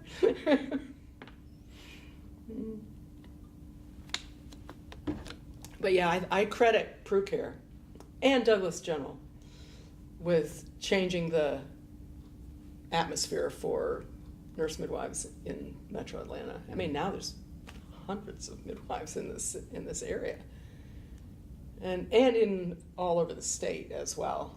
And the school I work for, I credit for some of that because we have educated a lot of the South Georgia people. So this sort of revolution is happening like in the mid-90s? Mm-hmm. Is that about when? Yeah. Okay. Yeah, that would be about right. And has just blossomed. And it's continued. And some of the midwives are doing very medicalized midwifery because of where they are and how they have to practice. And I don't fault them for that. I did things that I didn't really agree with at Grady because you choose your hills to die on.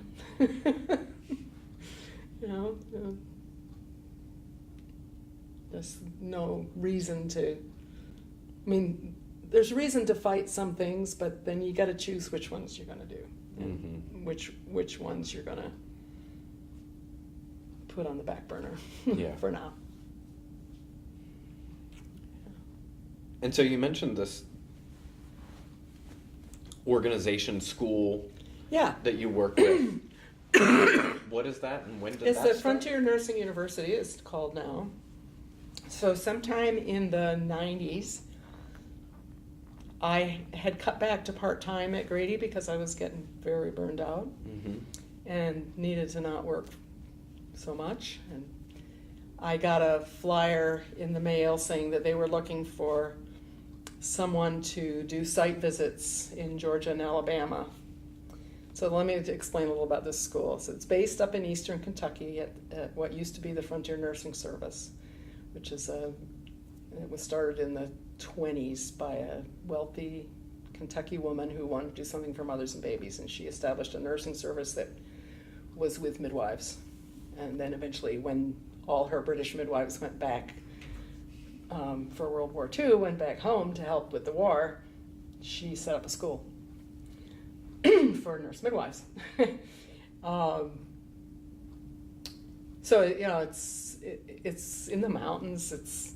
You got there by train and horse or mule in the old days, and then eventually they had jeeps and they could get up into the hollers on the jeeps.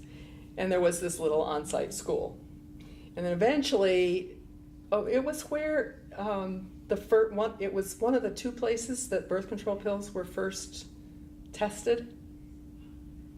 Puerto Rico and Hyden, Kentucky. Okay. And they did such a good job with their contraception that their students didn't have enough births. Because women were like, yeah, really? I don't have a baby every year? And for a while, I think they were sending them to New Mexico for clinical, and I don't know. And eventually the school closed. Meanwhile, this other school has started as an online program, not online, as a distance program. There was no online. Mm-hmm. And they were in Philadelphia at a home for unwed mothers, one of the, name of it's escaping me. Anyway, pretty common scene. So it was a lot of teens, and that was where the school was based. And then the hospital closed, and they were looking for a place to move the school, the home base of the school, and they ended up moving it to Frontier in the mountains of Kentucky. That had already closed. They just... Well, the school had closed, but the buildings were still there, and there was still a nursing service, so they were still giving care to people. Mm-hmm. But they weren't going to be teaching the hands-on part. Mm-hmm. So the theory of this school is we deliver all your didactic content.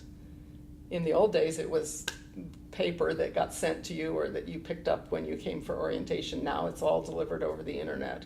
You stay in Moultrie or wherever. You find a nurse midwife, or now we also teach nurse practitioners of various kinds in your home area, or if not, you move just for clinical after you've gotten all your didactic, and then hopefully you stay in the rural or underserved area. I mean, the mission is training midwives and nurse practitioners for rural and underserved areas. It's really pretty wonderful. I mean, there are obvious, no place is perfect by any means, but I fully support this concept of, what they're doing. So they wanted somebody to do site visits, and I just said, I'm just too, no, put it in the trash. And I go to work the next day, and my boss says, did you see that announcement from Frontier? You should look into that. And so, she handed me her copy. So I started doing site visits in Alabama and Georgia, and then the job, it was just midwifery at that point. There weren't a lot of students. I traveled all over the two states, learned a lot about Georgia that I had no idea that it was so big. And then gradually, I got asked to teach for somebody who was out for medical reason, and gradually worked into them. Then I was offered a full-time job teaching, and I was doing both site visiting and teaching. And no, actually before that I was director of student affairs, so I was doing an administrative piece. And then they changed the structure of the school. I lost that piece, and then they asked me to teach. So and the site visits, you'd be visiting... You'd be visiting the students who are in their clinical rotation, talking with the preceptor, verifying that the student seems to know what she's doing. And we also did preclinical site visits with the preceptor to be sure the preceptor knew what they were doing. Mm-hmm. And had reasonable record keeping and all that. A lot of fun, but the travel got old. Yeah. And at one point I was doing that for the whole Southeast. So I was going from Texas to Florida to North Carolina to Kentucky. It was too much travel. Yeah. Way too much travel. And when did you start doing this? I started doing it in 95. Okay. But it just kind of grew. And then you became a faculty member with them. Yeah. And how does one work as a faculty member? Is this a transition from the sort of correspondence course to internet, or? Well, when I first started, we had email and we had discussion boards, so that some conversations were going on that way. And then we got a learning management system where all the content is now delivered using Canvas, one of the big learning management systems. Mm-hmm. We had another one for a while. This one's better. And it works pretty well. we use various online technologies for conferencing. We have some lectures that are pre-recorded. They have readings that they have to buy textbooks for. And then we have, I'm doing some things that are pretty fun. One is, all along we've been doing on an interactive, it's a lecture, but it's interactive. So it's a case, and then the students have to talk about how they would manage it as you go along. And then just 3 or 4 terms ago, we started doing simulated office visits. So I get to play the patient. Last week I was 14. And having bad cramps. And then a group of students act as the clinician together, because we have 70 students in our course, and I can't do this 35 times. There's 2 of us. But it actually it has turned out to be a blessing in disguise, because they hear the way each other ask questions. Mm. And many of them have said, I never thought about asking it that way, and that is great. You're down right now. Because these are all experienced nurses. They're not like medical students who've never talked to a patient before, many of them. So they have some ideas about how to do that, but it's a different role, and you're making decisions that are the bottom line here. Mm. So that's been fun, and there's a big push at Frontier to do more simulation, more online simulation. Other people are doing it with drama students who are playing the patient, paying them. Mm-hmm. And some people are doing telephone. We're using YouTube, recording it so they can look at themselves, and then they have to critique themselves, and they have to write a note, a medical note about the visit. Mm-hmm. So they get all that pulled together. It's really fun. I'm really enjoying it. Yeah. And it sounds in line. And I was supposed to be in March, when I was so sick, giving a presentation at the Science of Teaching and Learning Conference in Savannah, the one that Georgia Southern puts on. Mm. It's an interesting conference, or it was last year. I got to go last year, this year. Luckily, there were 3 of us doing this presentation, so they just picked up my piece. Mm-hmm. And it feels like it pulls a lot of things together, and lets me. I've never been an actor, and that it's just fun. Yeah, keeps you young. Yeah, and you've been doing this. Yeah, for 20 years. I got my 20-year pin from Frontier last year. Right. They're a little off on their dates, but apparently the first year I worked with them, I was a contractor, and that doesn't count. But it's we have a fairly diverse student body, less diverse faculty, but working on it. And now I'm also co-director of admissions. Okay. So I cut back. I was teaching 2 courses. I said, okay, I gotta, So I cut back, and then they said, wouldn't you like to be chair of admissions? So I'm back up to 3/4 time, unquoted, I work a lot. Yeah. I work a lot. And but I do it. Are your students all over the country? All over the world, actually. Yeah. You have to have an American certified preceptor, which limits. But we have people, they or their spouses in the military, and they're in Okinawa, or I had somebody in Mauritania, had people in India. A couple terms ago, I had a woman who's native and lives in the Northern Mariana Islands. And she struggled in my course, and we chatted every single week using Hangout. It was so amazing. I could look at her in the Northern Mariana Islands. It's like, wow. And when I first started doing any teaching, the exams were on paper. they were sent to a preceptor in the person's home who had to sign up and promise to safeguard the exam. She took her exam, put it in a sealed envelope, and gave it back to the preceptor, who sent it back to the faculty, who graded it. And now, Yeah. I don't grade them at all. The exams are all done. The learning management system grades it. Mm-hmm. I talk to students about their exams, but I don't have to sit there and, yes, that was the right answer. No, that was. Yeah. Yeah, the technology change is phenomenal. Yeah, just is amazing.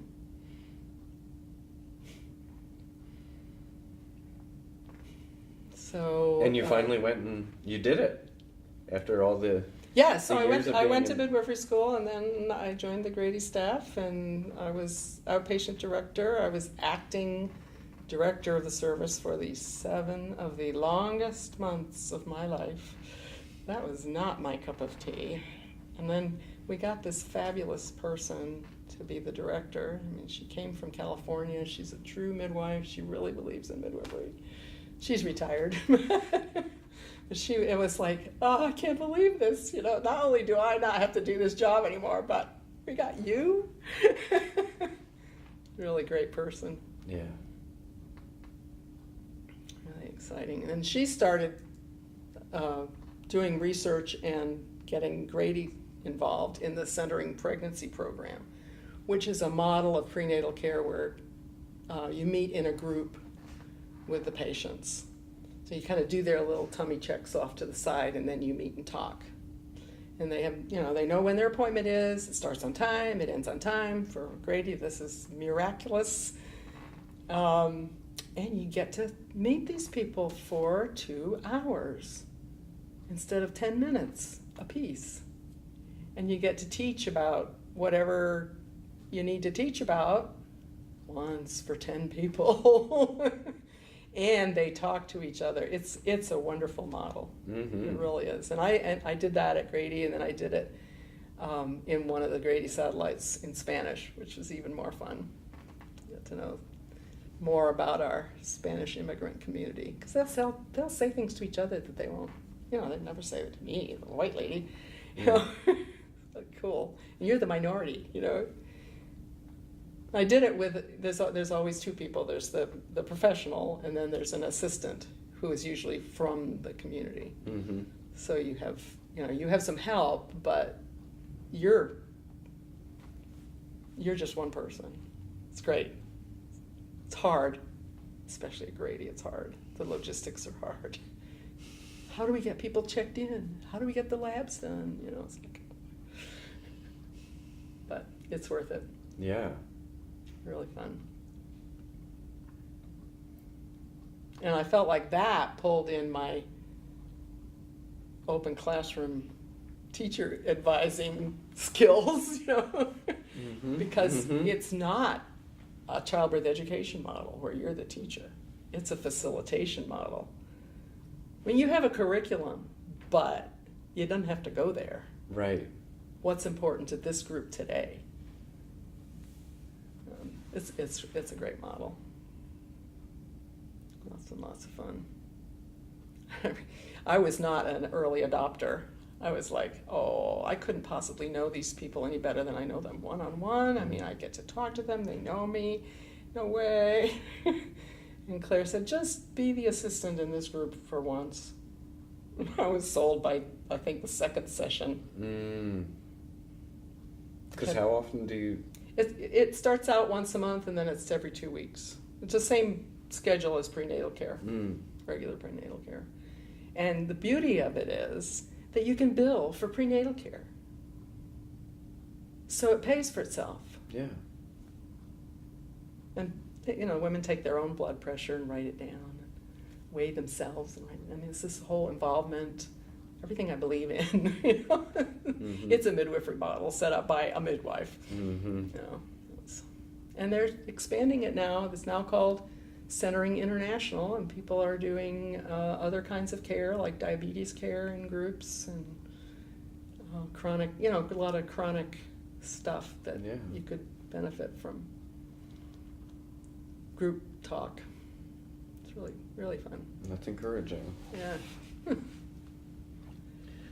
So apart from your very active professional career, what else has interested you, or Well, how you music. spent your Music is time the other to- big piece of my life. I play the recorder and the cornemuse, which is a Renaissance capped double reed instrument. They're called buzzies, and they are buzzy. They're a very peculiar sound. The cornemuse is one, and the crumhorn is the other, which is a curved version of the same thing. And I play with Lauda Musicum of Atlanta, which is an early music group. We have recorders and all these buzzies and sackbut, which my husband plays. Sackbut is an early trombone. Files of various sorts, and cornetos and shawms and all kinds of stuff. I should have brought I wonder if my bag has has an ad I could give you. Yeah. Because if you're at all interested in early music, it's quite fun. And we give concerts 3 times a year.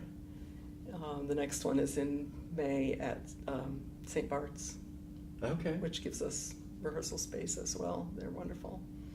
The one on La Vista. Yeah. So that's really been fun, and I play in a sometime trio, sometime quartet as well. And we do, we've done nursing homes, and the most fun ever is playing Christmas carols at an Alzheimer's facility. I have to say, because these totally gorked out people come in. And you start playing Christmas carols, and they start singing, and they know all the words. Yep. And it is just delightful. Mm-hmm. Really, really a lot of fun. And we've done some other things.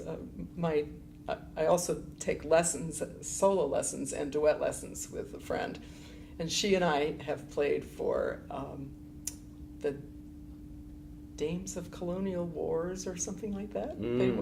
She has friends who are. She's old line Atlanta. And has all these contacts that I would never have any relationship to. And she's, so they wanted, Revolutionary War period music. So we played some at one of their meetings. It was fun. How did you become involved in this, and when? Well, I started playing recorder when I was living with Betsy during college. She played recorder, the woman whose kids I helped take care of. Okay. And she played recorder, and she said, go buy a recorder and we'll play. And so I did. No lessons, nothing, And then sometime must have been in the 80s, I said, it's time to get back to this, because I had really, really loved it. Oh, and I played some duets also with my friend Ellie that I met through the Bird article and was in my mother's group and all that. So she plays keyboard. And I said, it's probably time for me to get back into this. So I went to a couple of Atlanta Recorder Society meetings and met the director, who at that time, the director, and he teaches. So I made an appointment. And it was like, I have to start over. I have all these, talk about bad habits. Ooh, did I have bad habits. And every once in a while they still pop up, and you'll go, not that fingering. It's great, but he also is the director of Lauda, and he's a middle school band director in Cobb County. But fabulous teacher, and we'll get the music for Lauda, and I'll look at it and maybe play through it at once at home, and I go, well, this is boring, and then you go and play with him, and it's not boring anymore at all. It's really great, and he's been very patient with me. He has 6-year-olds, and he has. Well, Patsy's even older than I am, the woman my duet partner, and he's very kind, and I've learned a lot, and I've been taking lessons now for a long time with him. And if I could get myself to practice on a more regular basis, I would be better. But it's fun. Yeah, you you're know, enjoying it. it's really fun. I really love doing it. And have you been a part of, how long have you been a part of Lauda? Well, Lauda used to be the Emory Early Music Ensemble. And Emory decided they weren't interested in early music any longer and discontinued the Emory Early Music Ensemble. And so we just started our own organization. And I'm on the board. This year I'm president. I've been treasurer of the Atlanta Recorder Society for a decade at least.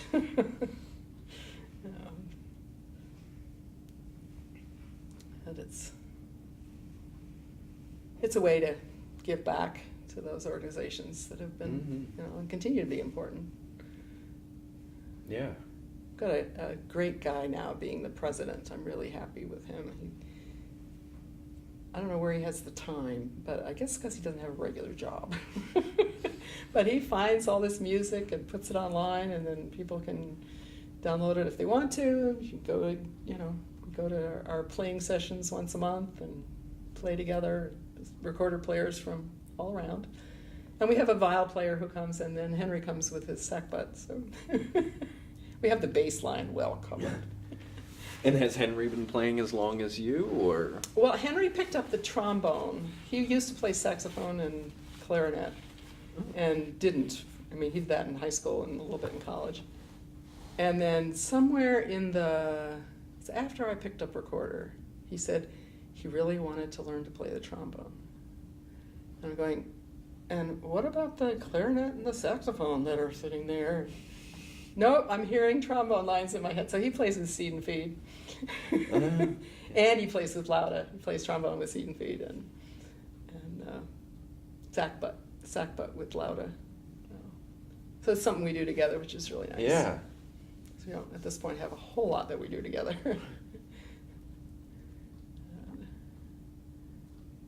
But the music's really great. I really enjoy it. And the reading group. And you raised your two and boys. And my boys, whom I'm very proud of. Yep, they're nice human beings. Yep. Very challenging people, both of them, in different ways. Mm-hmm. But they're great. They're great. Neither one of them are in healthcare.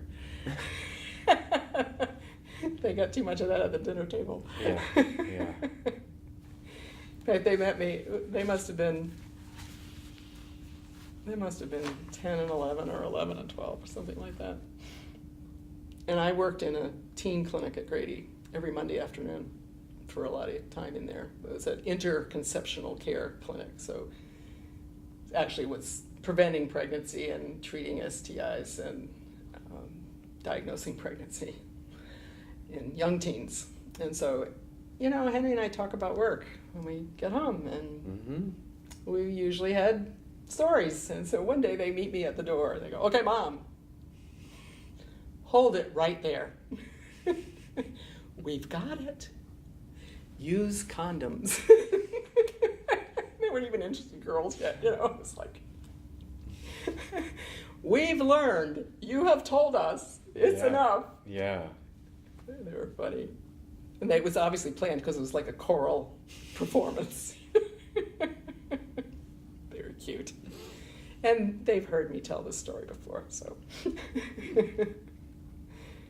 Adorable. Yeah. And over the years, have you kept in contact with folks from the Burr? Well, I know you said Krista's in your reading group. Krista's in my reading group. I mean, so's Teresa. She drives in, or she Skypes in, or Facebooks in, or something from Athens.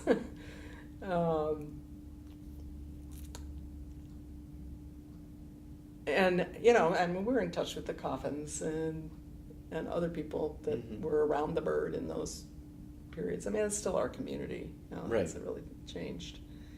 And we're both health professionals, but that's not our community in some funny way. It's much more the progressive people in Atlanta I mean, healthcare to the extent of trying to change healthcare, but Henry's much more involved in that than I am. He's very, very involved in the single payer movement.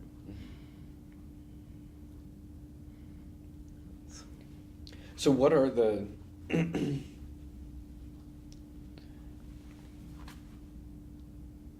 what are the issues and concerns that you're most passionate about these days? Well, I'm teaching the women's health course at Frontier. And when I started teaching it, we had a little tiny chapter about lesbian health.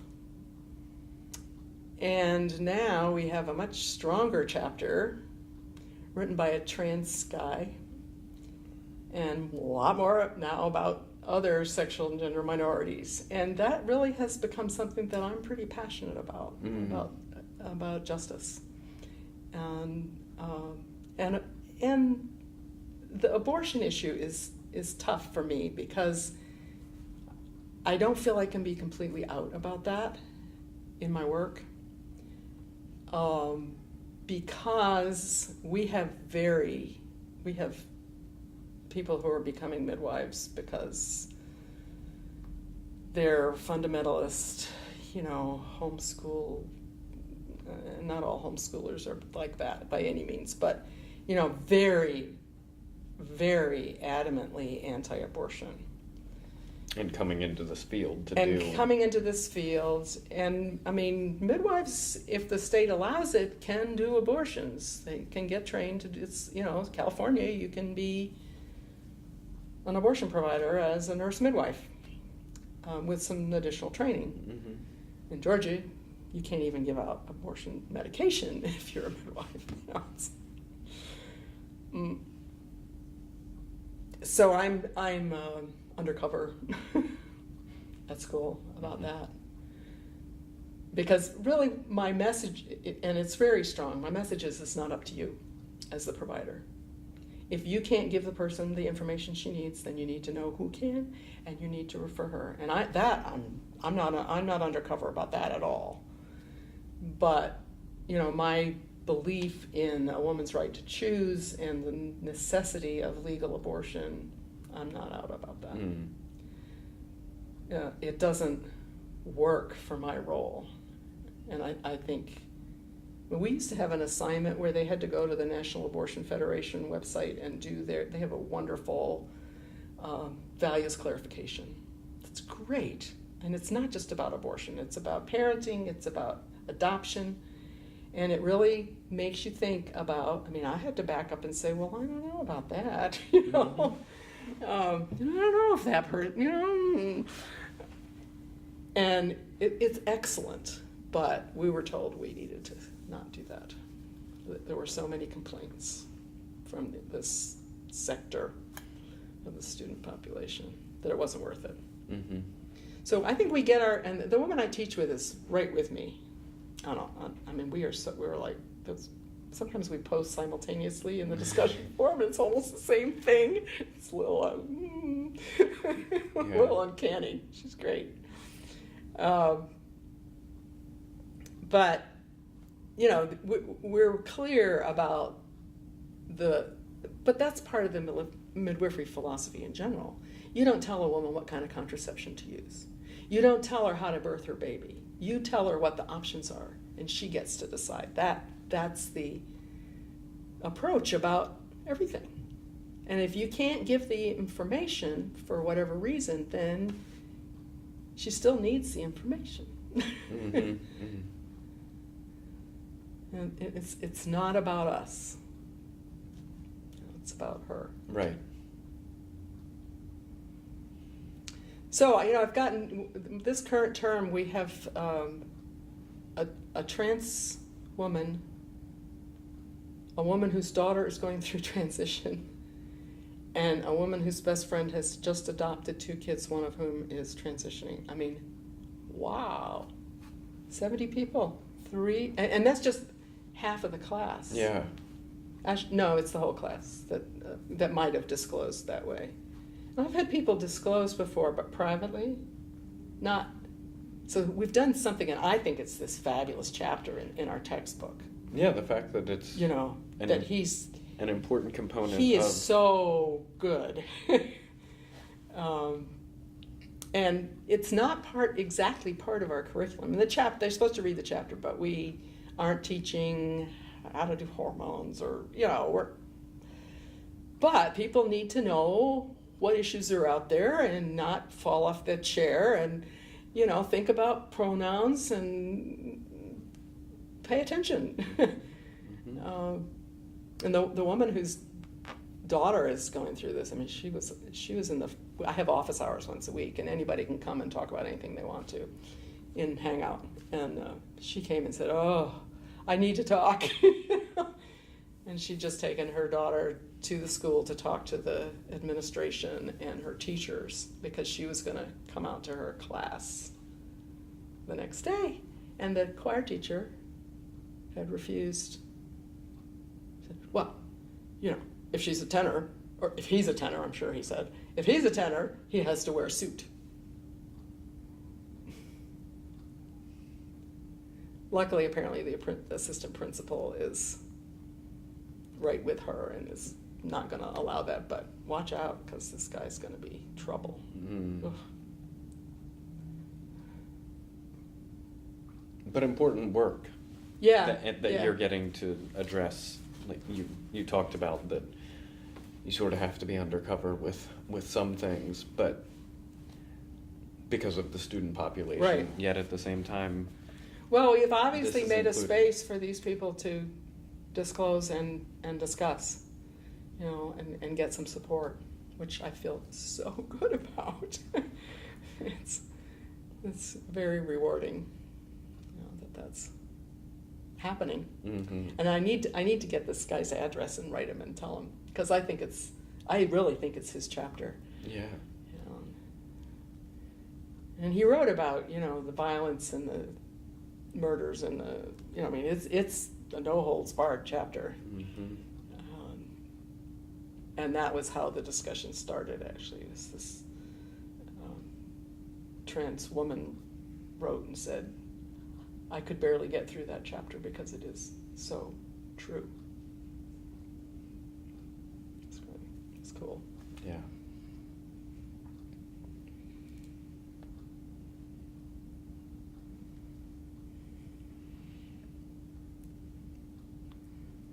Well, we have covered a lot of ground. I'm looking at my notes, and I'm like, no. Is there anything else that you'd like to share?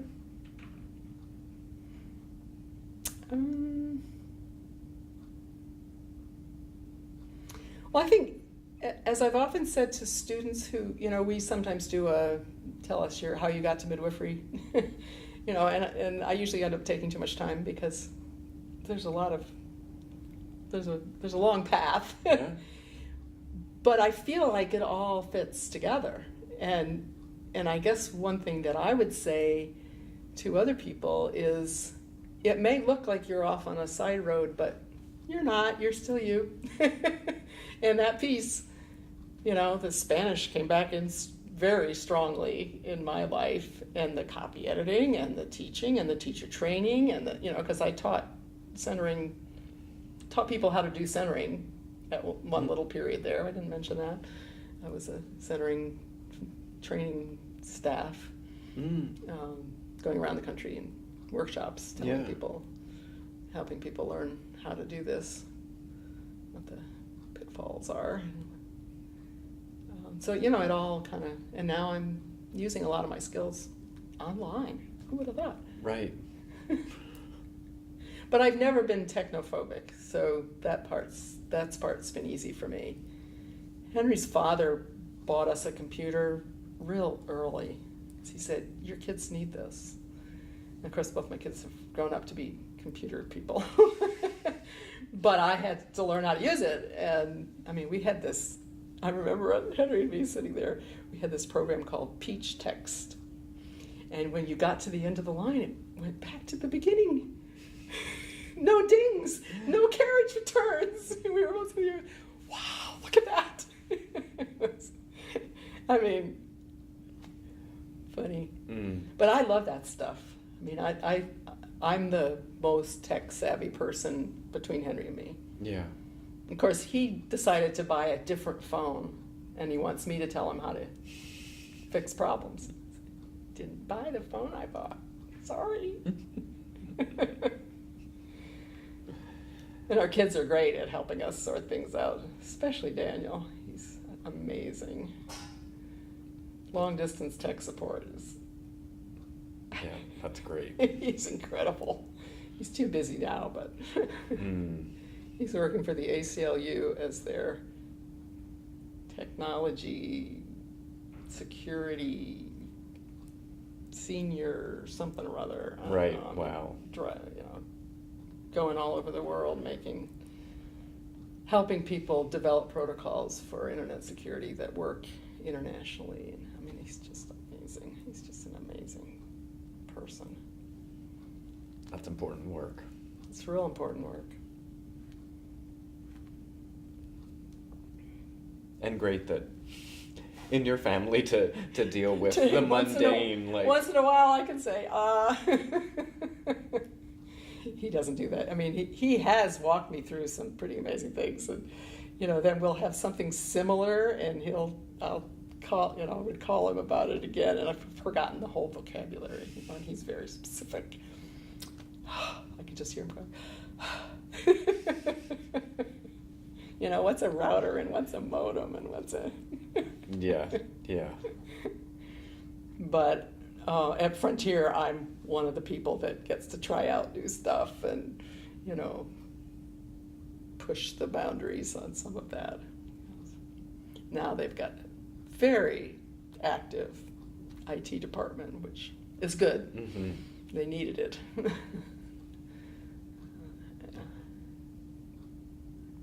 But what else? I don't know. My grandson is in Seattle, Washington.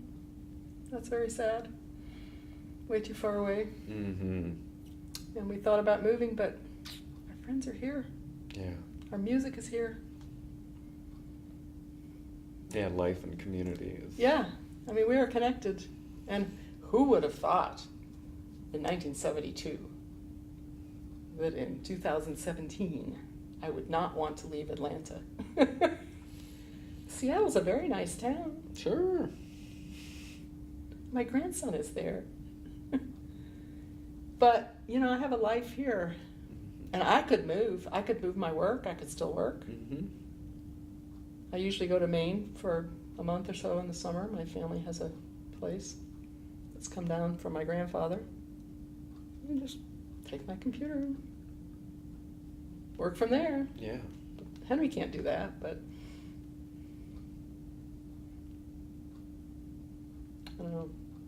I don't know what we will do. It will be interesting to see what the next chapter is. Exactly, yeah. But it's all of one piece. It is. It's all in one piece. And it's great. Well, I thank you very, very much for coming in and spending this time. It's been fascinating.